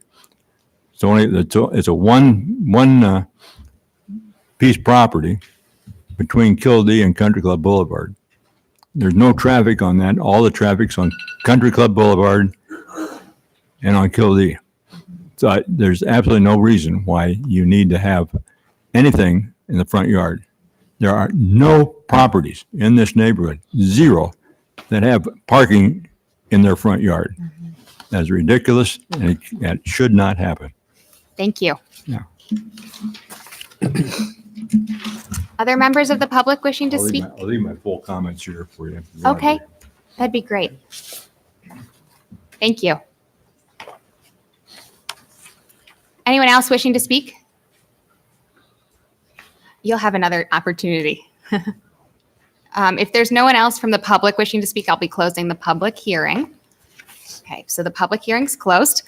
The applicant or staff have any additional comments, or we have questions for applicant or staff? I can. Okay. Since I can answer questions, obviously, I can clarify a couple parking comments that Sure, were made. that'd be great. So the letter of compliance is for a single family rental that only requires 2 stalls. They do have room for that because since obviously they were granted a letter of compliance. So those parking requirements have been met. They do, the application for guest lodging was mentioned. Based on what that application requests, the parking numbers could increase. The required parking numbers could increase based on that application. That's not before you get this not approved, so we don't know what those numbers would be or could be at this point. And then as far as parking on in the rear yard, yes, parking by code would be allowed in the side and rear yard, and there are situations in town where that happens. There physically is room. There is some grade change in the rear of this property. There is a retaining wall back there. How significant that is, but we just want to point that out, that there is a grade change in a retaining wall, and the shed is there as well. So, okay. And just to clarify, this is considered front yard because the front yard's everything in front of the back of the house. yes, because it's from the point of the corner of the home to the nearest property line. Okay. So this corner is the closest to the property line based on the text in the code and the diagram. Okay, thank you. So their current driveway is Front already yard parking. on the front. Yes. And you do see parking most of the time. It's not unusual in this neighborhood to have a driveway with that situation. A lot of times though, it does lead to an attached garage. Okay, thanks. The applicant wish to add additional comments? You can come to the podium. Thanks again. So a couple things. Number one, this is about parking. This is not about special use registry. This is not about an Airbnb. We bought this. I want to make a couple comments, and that is, number one, I leave Would you address your comments to us, please? Yes, I will address them to you. Thank you. I leave everything better than when I found it. I care about this neighborhood. My daughter lives at 333 Pearson. We've improved that property tremendously. We've improved this property tremendously already. So it's interesting that, I'll just say this, I have class. This is not about me, but I take care of stuff and I care about what things look like. We've already spent a lot of money to improve this property. If you'd like us to park in the backyard, I guess we can. Do you think that would look good? This is a temporary, the whole special use, the Airbnb. We've had a total of 12 days since we've owned this where people have lived there. It has gone unbelievably well, which means it is essentially vacant for most of the time. We care about this community. I used to live on McCarthy. I have a lot of friends that live in this neighborhood. This is a better option. All we're asking is to park side by side. That's it. Side by side, as opposed to in parallel. And as far as the last gentleman spoke, no, there's a wall there. There is a big bank there where would require a lot of excavation, a lot of dirt. No, you're not just going to easily park 150 feet and go 4 cars there. The reality is this, everything's already in place. It can be a rental. Not going to change anything. It appears to me that if it's denied, or even just the comments from the public, it appears to be retaliation, some resentment, and even some jealousy. For what? What'd we do? What'd we do to you? What did we do to you? We're asking to park side by side, and no, it is not aesthetically, visually side yard or a front yard. It is aesthetically, visually, you have to be rational to know it is side yard. It looks like side yard. We're just simply asking to park 2 cars. We're not going to park any additional cars. It's not going to change anything. It's not going to be an Airbnb. It's not going to be that forever. It's a temporary fix. My wife had a ton of fun getting the thing, improving the property, getting it. It's been something that's been a temporary solution. I think it's been far superior than putting a bunch of rowdy college kids in or anything of the sort or anything of that nature. Again, we take care of property, we have class, and we do care. We are orderly. And so to hear the comments, this is about parking. To have the whole thing about the Airbnb brought up, I think is out of line. This is about parking, side by side as opposed to front and back. It's hurtful to hear that somebody really cares when we put pride into this. And you know what? My daughter's a great gal. She had a 4.0 grade point average, and so did her fiance. We're good people. Thank you. Thank you. Thank you. Okay. Before we have a motion, unless there's other questions. No. Okay. I'd just like to remind the board that I think in this case, the land in question cannot yield a reasonable return if only used for a purpose allowed in the zone. And this does have a compliance letter to be a single family rental. So I think staff's findings are important to note. I'd entertain a motion.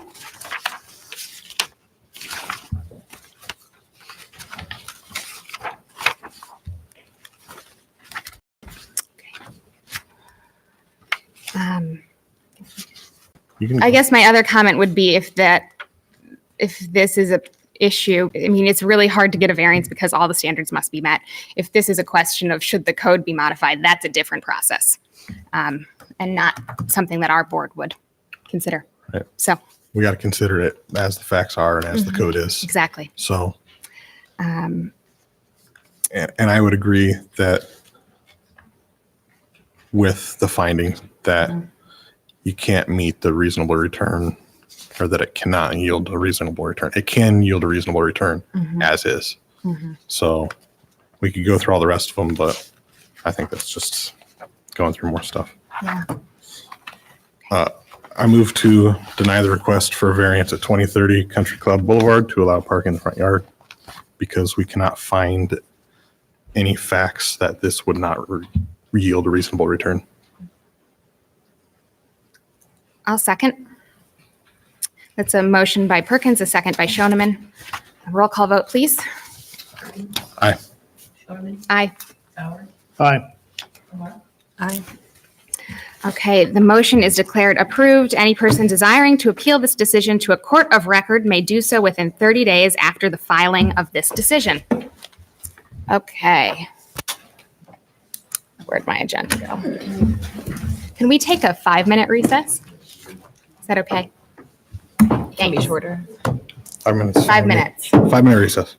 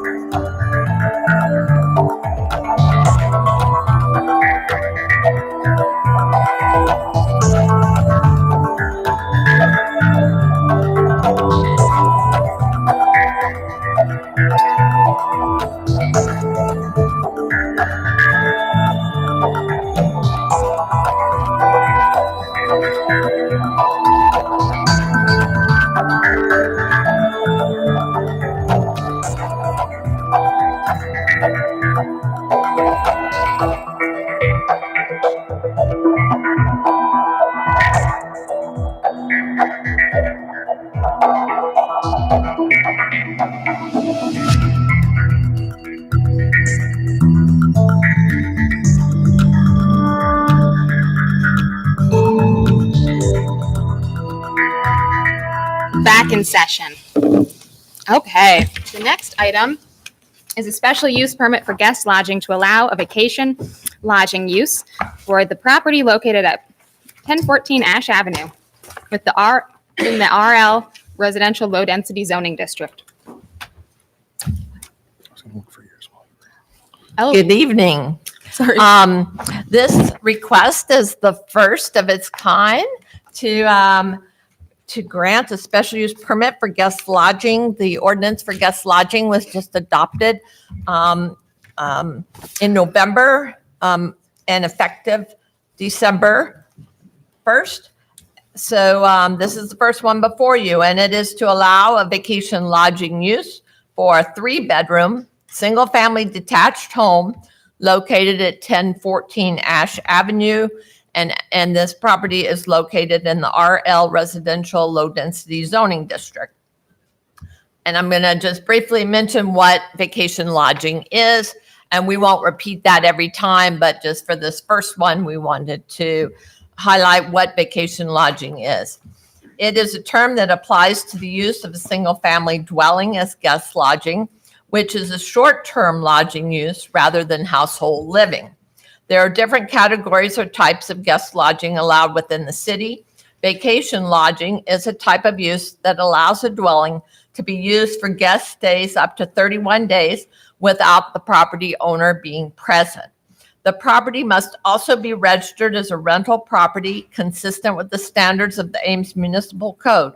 Note that if the special use permit is approved, the use of the property for guest lodging requires compliance with licensing requirements of Chapter 35 of the Ames Municipal Code.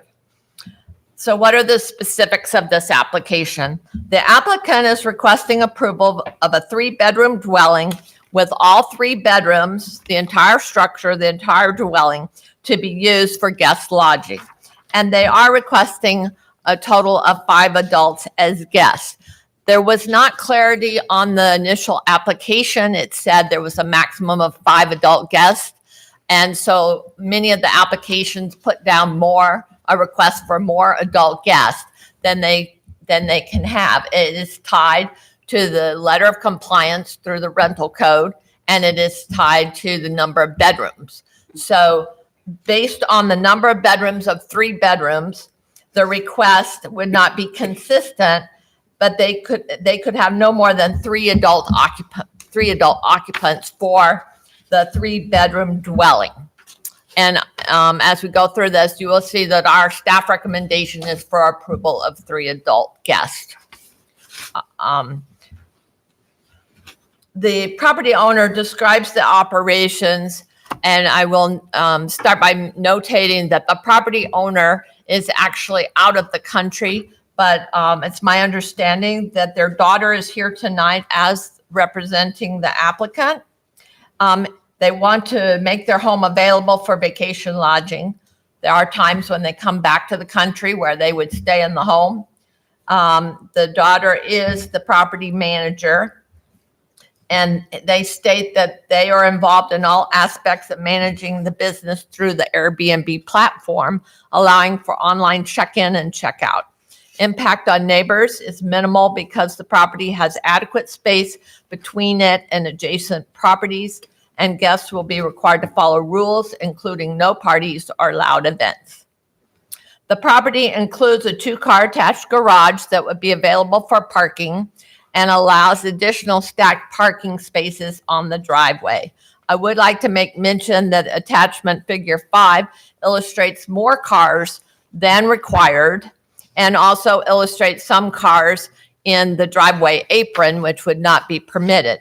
But regardless, they would only need to allow for 3 parking spaces, 2 of which could be in the garage, and the additional parking space could be in tandem behind one of the garage parking spaces. Currently, the city council will be having the 3rd reading of an ordinance that amends the allowance of stacked parking, or sometimes called tandem parking.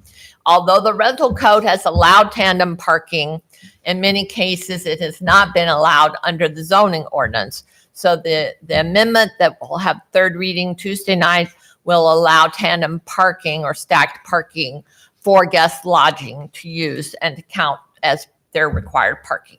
So we have no concerns about the parking being able to be accommodated. We do have a condition on the approval that the actual approval of this, if you would proceed in that direction, would be conditioned on the city council having 3rd reading and approval of the stacked parking ordinance change. Additionally, there is a separation requirement, and that separation requirement is not in the zoning ordinance. It's actually in the Chapter 35, the guest lodging portion of the municipal code. But we did want to just mention that because that 1,000-foot separation requirement limits the number of vacation lodging units within lower density residential areas where they're in single and 2-family dwellings. That will be applied during the license application review. And of course, being that this is the first one, there actually are no licensed vacation lodging single-family or two-family properties within 1,000 feet of this applicant. There will also be an exemption allowed for those properties that had an LOC before October 1st and which applied for their special use permit before December 16th. This property would qualify to be considered exempt if they do receive their special use permit approval conditioned on the adoption of the zoning change and the ordinance change. And then secondly, if they make application for their license within 30 days of approval of their SUP.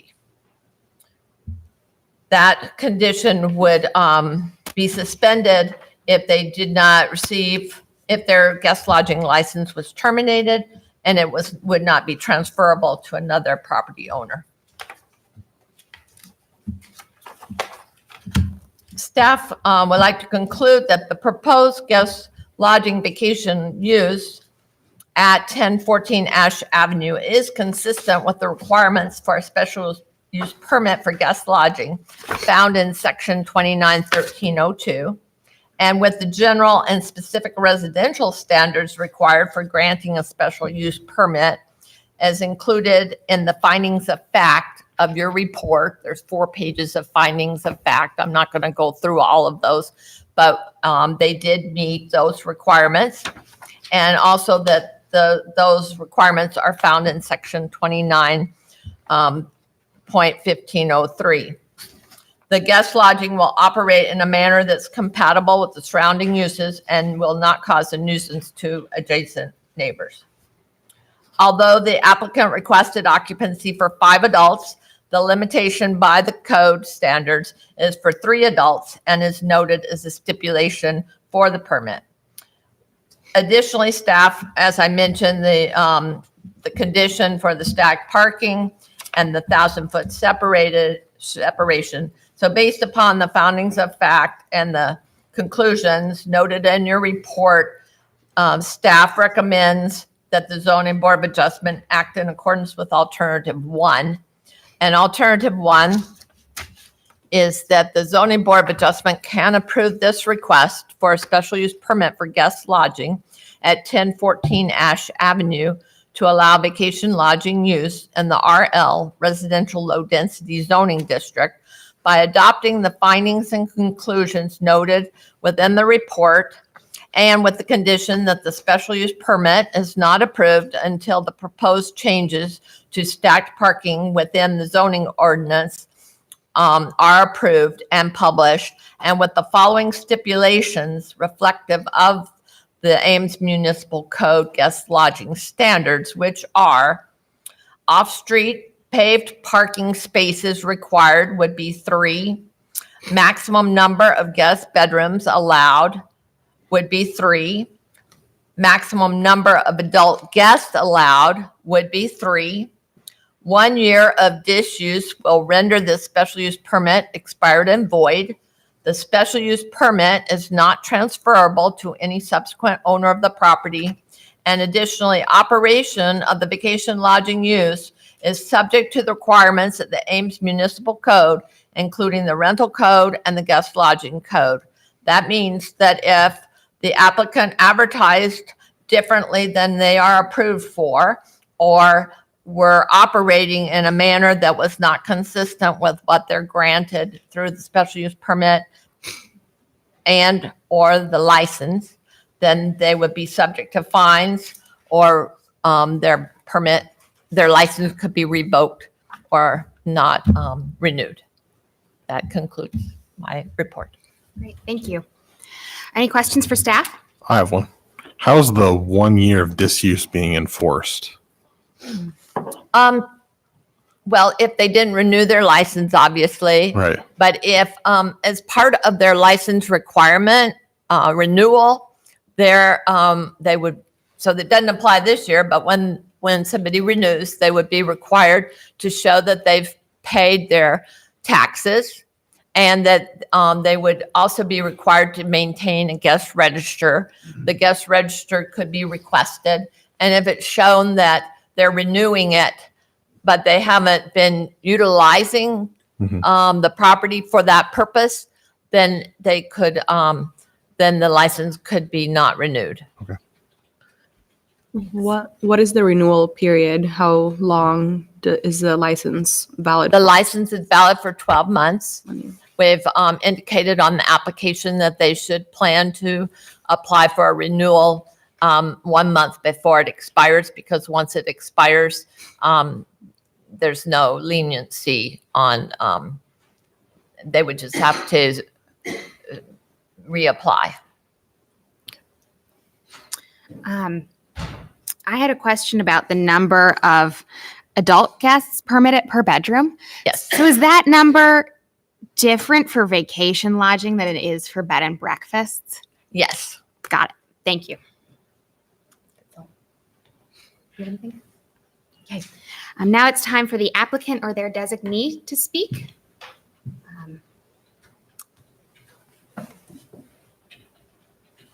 She may not have been able to come. Okay, that's okay. Apparently so. I believe in our bylaws, the board does not have to automatically deny if the applicant does not come, but they do have that option. So we'll move on to the public hearing. Any members of the public wishing to speak? We'll do the 3-minute thing again.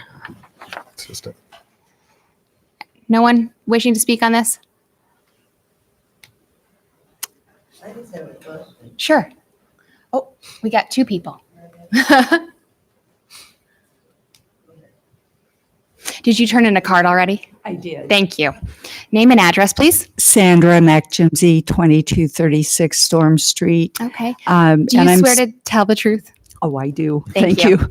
And I'm speaking as an individual and also as a board member of the South Campus area neighborhood.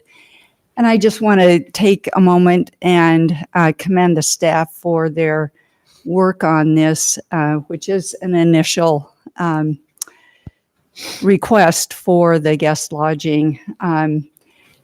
I think it's imperative that we understand the requirements, and I think they very clearly set those out.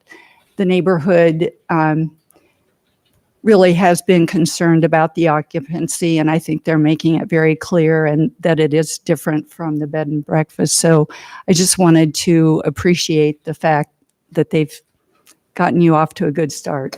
Thank you. Thank you. Okay. Anyone else wishing to speak? If you could bring your orange card up. Perfect. Thank you. Name and address, please. My name's Wendy Levy, 1020 Ash. And do you swear to tell the truth? I do. Thank you. I just had a question. You said that if it's allocated as a vacation home, it is also going to be a rental? Is that, but you said the vacation license does not go on to a next owner, but will the rental designation be there forever now? To answer your question, it currently has a letter of compliance, which allows it to be a rental property.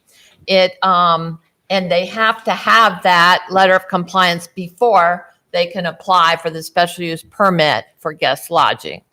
The letter of compliance can be transferred to another owner. That's my understanding. I don't manage those, but that's my understanding. It can be transferred to another property owner, or if the property is sold and so forth. That's not the case with the guest lodging. If it was a different property owner, they would have to reapply and start over. They would have to get a new special use permit and also a new license. Yeah, but the rental and all that would stay the same. The rental has different rules, yes. Yeah. Well, we don't have a lot of those in our neighborhood, and we appreciate that. Thank you. Anyone else wishing to speak? Okay, seeing no one moving to the microphone, I will close the public hearing. Any other questions for staff?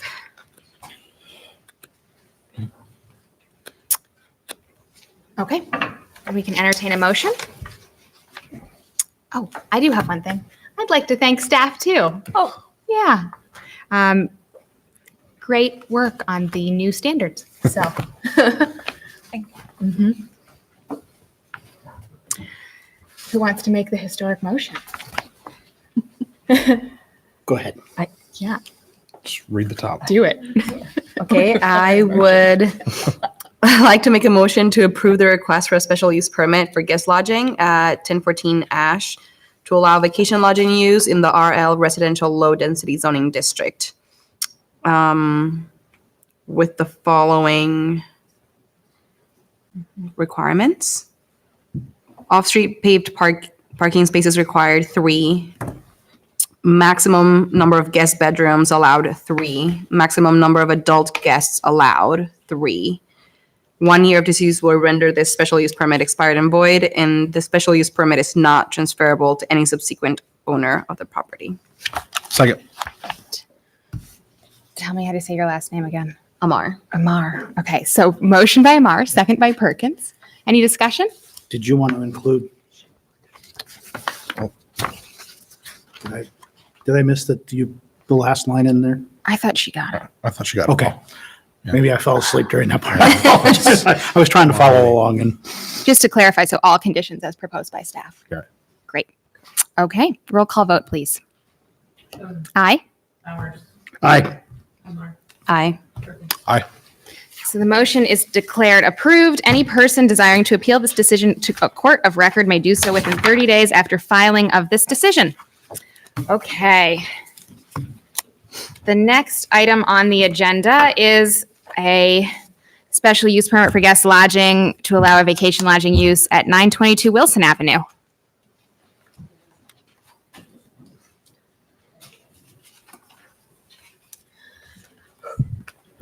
Good evening, board members. Eloise just presented you with the first ever special use permit for guest lodging to allow a vacation lodging use, and this is the second ever. Quite hear you. Oop, am I not on? Sorry about that. This is the second ever special use permit for guest lodging to allow a vacation lodging use. And I will not bother to reiterate all of the technical aspects that Eloise just presented for the sake of your attention. So this is a request for a special use permit for vacation lodging in a single-family detached home at 922 Wilson Avenue. You can see it up there on the map. It is the property outlined in teal. The site is located within the RM residential medium density zoning district and the single-family conservation overlay zoning district. The dwelling is a 2-bedroom home, and the applicant initially requested 2 adults per bedroom for a total of 4. But as Eloise just explained to you, for the way the rental code works is for dwellings with 1 to 3 bedrooms. For all of those, the maximum adult occupancy is 3. So I've discussed this with the applicant, and the applicant is fine with that. The property has a 1-car detached garage and can accommodate, the driveway can accommodate 4 stacked parking spaces in the paved driveway that meet the minimum dimensions. The vacation lodging standards require 1 parking space per approved bedroom. And as Eloise explained, at this time, the City Council is in the process of revising the parking standards to allow stacked parking for single-family and 2-family dwellings that would permit the approval of these 2 spaces for the property. I believe, just to correct one thing, the staff report originally said at the top of page 2 on the 3rd line that there were 3 parking spaces for the property, but the applicant only needs 2 because there are 2 bedrooms. So I apologize for that. And the 3rd reading is next week for the amendment to the code.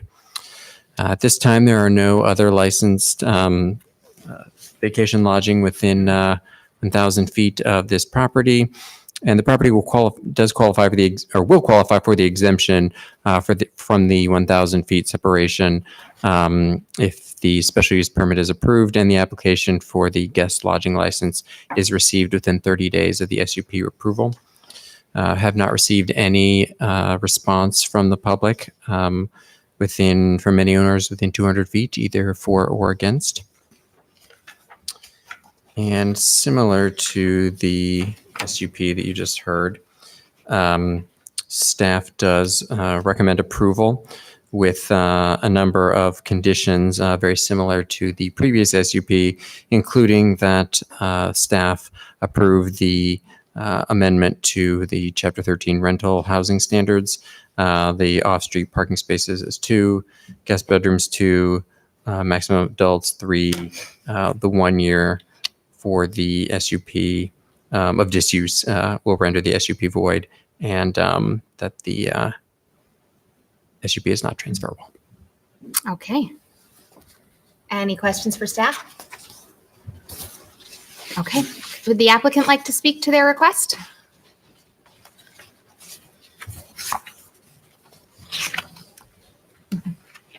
Thank you. Thanks for sticking with us. Name and address, please. My name is Jim Riken, and I live at 4002 Laura Court in Ames. Do you swear to tell the truth? I do. Great. Thank you. Okay. Yeah, my wife and I, who are both applicants, would just like to thank the staff, Benjamin, Eloise, and the city for this long process to get to this point where we are tonight. And it's kind of exciting to be here and take the next step down this path. I have no other comments. Great. Thank you. Are there any questions for the applicant? Nope. Okay. Thank you. Now it is time for the public to speak to this. Are there any members of the public who wish to comment on this request? Seeing no one moving to the microphone, we'll close the public hearing. It's back to the applicant or staff for any other comments or questions to them from the board. Nope. Okay, then we can have a motion. Move alternative number 1, zoning board of adjustment approve this request for a special use permit for guest lodging at 922 Wilson Avenue to allow a vacation lodging use in the RM residential medium density zoning district and the OSFC single family conservation overlay zoning district by adopting the findings and the conclusions noted above with this condition that the special use permit is not approved until the proposed changes to stacked parking within the zoning ordinance is approved and published, and the following stipulations reflective of Chapter 13 rental housing standards for guest lodging. Off-street paved parking spaces required, 2. Maximum number of guest bedrooms allowed, 2. Maximum number of adult guests allowed, 3. 1 year of disuse will render this special use permit expired and void. The special use permit is not transferable to any subsequent owner of the property. Additionally, operation of the vacation lodging use is subject to the additional licensing and requirements of the Ames Municipal Code, including the rental code and guest lodging code. Great. I'll second. So motion by Bowers, second by Shoneman. Roll call vote. Aye. Aye. Aye. Aye. The motion is declared approved. Any person desiring to appeal this decision to a court of record may do so within 30 days after the filing of this decision. Okay. The final item on the agenda is a special use permit for guest lodging to allow a bed and breakfast use for the property located at 1405 16th Street.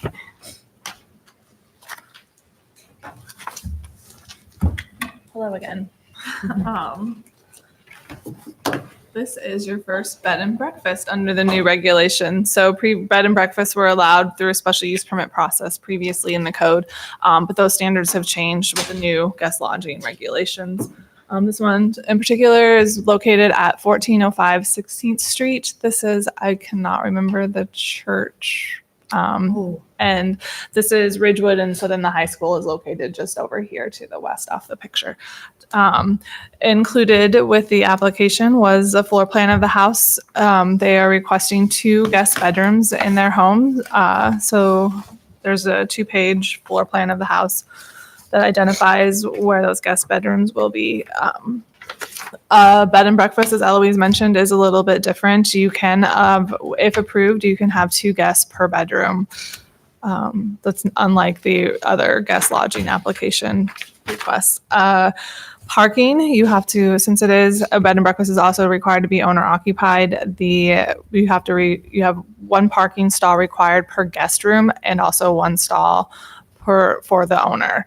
They do comply. There's a 2-car attached garage, and the driveway is wide enough to provide 2 cars as well. This is not, a bed and breakfast is also unique from the other guest lodging applications in that it does not have to have a letter of compliance and be a registered rental. This is a bed and breakfast that will not have breakfast. Breakfast is not required per code to be served. And this application was found to meet all of the general standards and findings for the requirements of the code. And with that, I can answer any questions you have. There are some conditions of approval with this one as well. One of those is based on that parking text amendment that's going through on its way through council right now to allow stacked parking to count. So that is conditioned. A condition. So if that text amendment would not be approved, then they would not comply with all of the parking requirements. But it looks to be able to be approved. So. And then the other ones were to provide the 3 required off-street parking stalls, 1 for the owner and 1 for each guest bedroom, which they are providing. They have 2 guests per bedroom, so they can have up to 4 guests. And again, 1 year of disuse will render the special use permit expired and void, and it is not transferable to any subsequent owner. So, Any questions for staff? Okay, would the applicant likes to speak to their request? Great. Did you turn in an orange card? I did. You can get one after. Don't forget. Oh, good. Great. Name and address, please. Well, I'm Jeff Hart, and I live at 1405 1405 16th Street for a little over a year now. Do you swear to tell the truth? I do. Great, thank you. Okay. As I was filling out, my wife Penny and I were filling out this application, we could understand the spirit of the codes, and where you see we marked some not applicable things. Mm-hmm. We felt they truly weren't applicable, but when you're Julie, right? I'm Julie, yes. Yeah, when Julie sent us an email and said, we need you to expound on this stuff, we just thought a little deeper into it. So hopefully the responses all make sense now. We received the email too. Yep. Yeah, I saw that. Okay. So, yeah, we are living there. Plan to live there ad infinitum, This is an extra source of income for us. At times we block the rooms off so that our sons can come and stay with us. It's our home, and we're just there, trying to provide lodging for people that come into town. We have doctorate candidates, parents, visiting nurses, there's no party at our house, unless I'm playing records, at any given time. But I have to keep it down so as not to disturb the guests. So, just wanted to introduce myself and let you know we're a home and trying to help out our bottom line and trying to not make it look like we have a guest thing going on. It's there will be no signage or bright lights or anything like that. So, yeah, thank you. Unless you have more questions later. Are there questions now? No? Okay, great. Thanks so much. Are there any members of the public that would wish to speak on this request?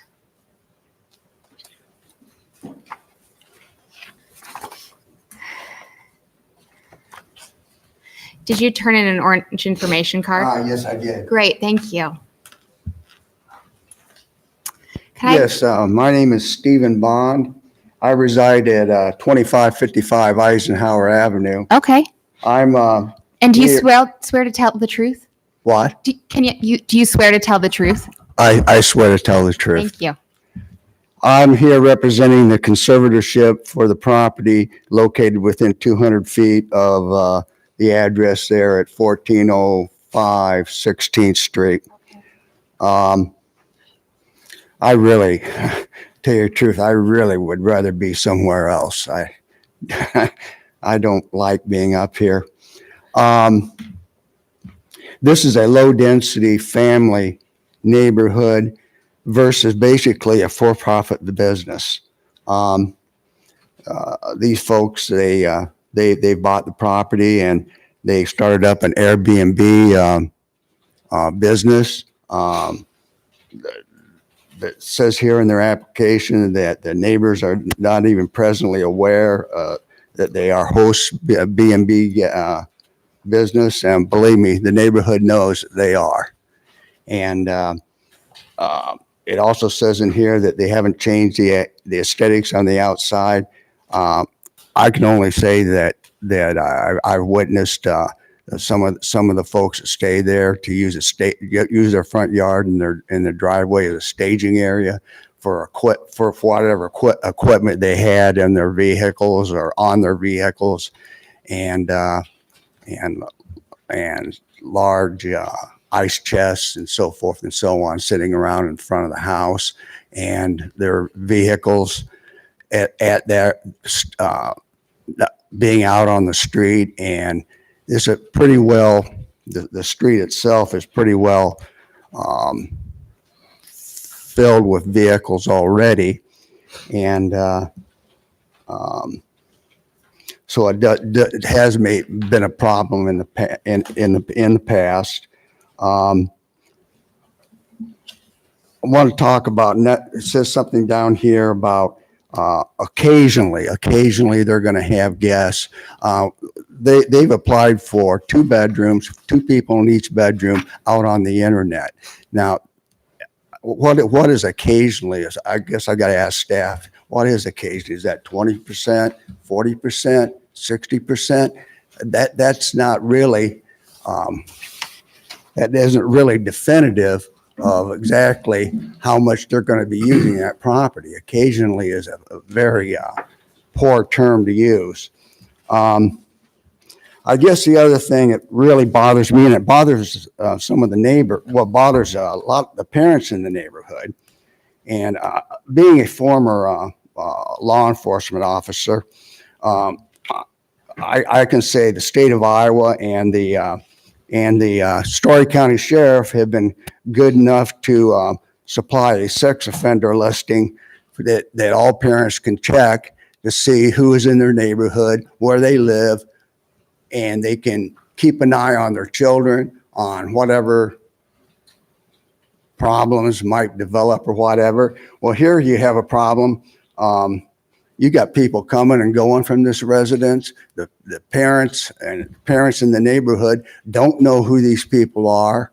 I can tell you right now, we got 5 little girls between the ages of 9 and 5 that no longer play out in the front yard. They live within 300 feet of the house, and they no longer play out in the front yard. The parents keep them out in the back.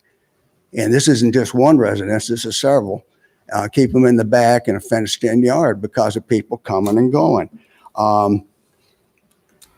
You have right down 2 houses down, I believe you have occupants. These are vulnerable residents. You have occupants 2 doors down that are special needs residents. You have children walking back and forth up and down the sidewalk from the high school. It's not a good situation. The neighborhood is not conducive with strangers coming and going. It's a family neighborhood, and some of the families just feel uneasy, really uneasy about the business that has developed there. And nothing against the folks that live there or whatever they don't. Nothing, but it's a fact that it's a business. It's for profit, and there's people coming and going, and we don't know who they are. And by their own admission, they're people from around the nation and the world, and there's no way of knowing exactly what the background on these people are, and if your children are safe in their own yards and being out on the sidewalk. And I guess that's all I got to say. And I want to thank you for my time here. Thank you. Any other members of the public wishing? There aren't any. Okay, we'll close the public hearing. Oh, and you'll have another opportunity. Okay. Yeah. Any questions for staff? Okay, then the applicant can come back and address this. Thank you. You're welcome.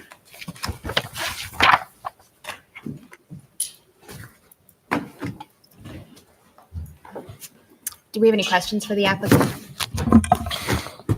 Okay, then you can just make a statement if you want. Okay. I would just like to address some of the things that gentleman spoke about. I'm in a band, and yes, about every Tuesday night, there are people unloading equipment into my house, such as guitar amplifiers and guitars, and parking on the street. So, ice chests, I'm not sure.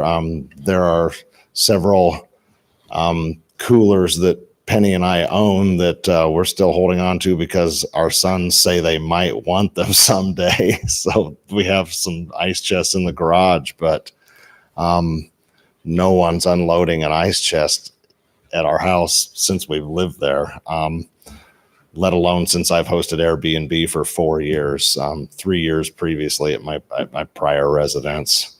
So I'm not sure where the ice chest thing's coming from. Vehicles on the street. He mentioned the special needs home that is 2 doors towards the high school from us. Actually, yeah, both of these are special needs residents. Their employees are filling the street every day, daily. It's part of the deal, I guess. The employees have to park somewhere, so the bat truck is always in front of our house. Yeah, our guests rarely have vehicles. They fly in from nations around the world to Des Moines, and they take an Uber, and show up at our house with no car. They need the bus. They take Uber around town. So the cars we haven't seen as an issue, and we're looking forward to the stacked parking thing because we're thinking maybe one car will be in our driveway at any given time because we know our clientele very well. Which would lead me to the next thing about the clientele and the neighbors. If they're concerned, they should come and talk to us. We talk to our neighbors. We know our immediate neighbors and the ones across the street. I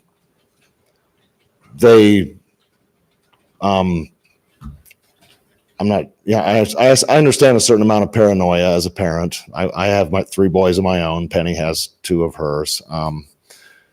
The people that come to stay with us truly are the top echelon of people in the world. They're coming to Iowa State for business. They have stuff to do when they're here.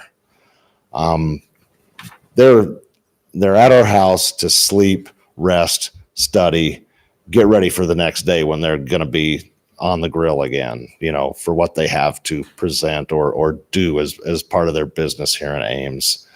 They're not coming in here looking for children to harass or whatever. I understand how parents might feel about that. But in my previous neighborhood, which was 1100 block of Harding Avenue, I knew all the families, and they knew I was doing Airbnb, and it was known there. I guess I put in this application that people were not even aware, or could be presumed to not be aware. But I suppose, if they see people coming and going, then they're suspicious. So I would apologize for that. I guess I was using somewhat hyperbole when I said people don't notice that the business is going on. Well, obviously they do. So but I don't think that's here nor there.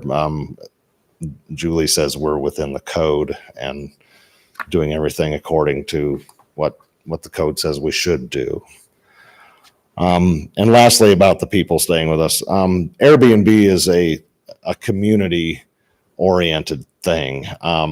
It's part of the sharing economy. And if somebody gets a bad rap on the Airbnb website as a guest, no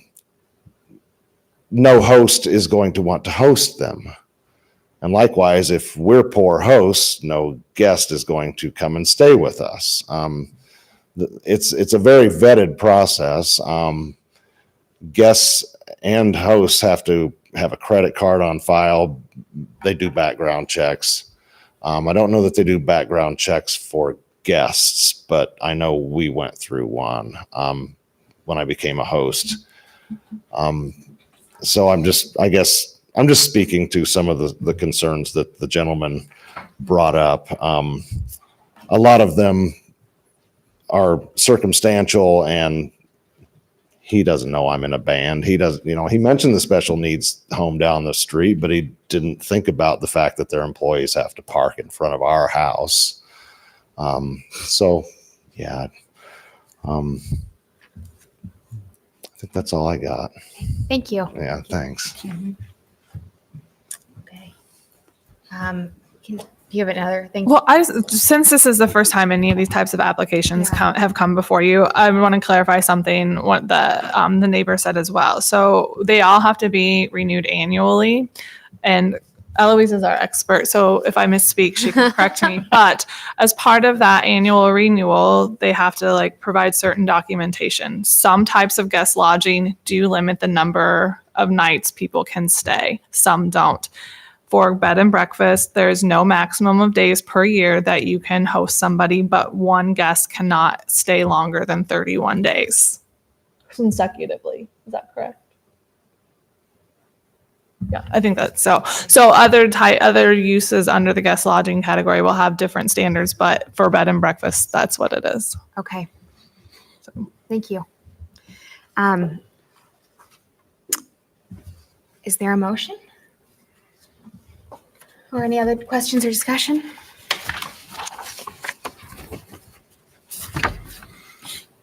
I move that the zoning board of adjustment approves this request for a special use permit for bed and breakfast at 1405 16th Street in the RL Residence Low Density Zoning District by adopting the findings and conclusions noted above with the condition that the special use permit is not approved until the proposed changes to stack parking within the zoning ordinance is approved and published, and with the following stipulations reflective of the AMC guest lodging standards. Off-street paved parking spaces required. 3, maximum number of guest bedrooms allowed. 2, maximum number of adult guests allowed. 4, 1 year of disuse will render this special use permit expired and void. The special use permit is not transferable to any subsequent owner. And additionally, operation of the vacation lodging use is subject to the requirements of the Ames Municipal Code, including the rental code and guest lodging code. Second. Okay, so that is a motion by Perkins and a second by Bowers. Discussion. I just wanted to note that I think, the number of guest bedrooms is limited to 2, and so the use will be pretty limited. And because of that, I feel like the staff's findings are valid, that it's compatible, and yeah. So roll call vote. Aye. Aye. Aye. Aye. Just one thing before we adjourn. Oh, I'm sorry. Statement following the vote on a motion. The motion is declared approved. Any person desiring to appeal this decision to a court of record may do so within 30 days after the filing of this decision. Okay.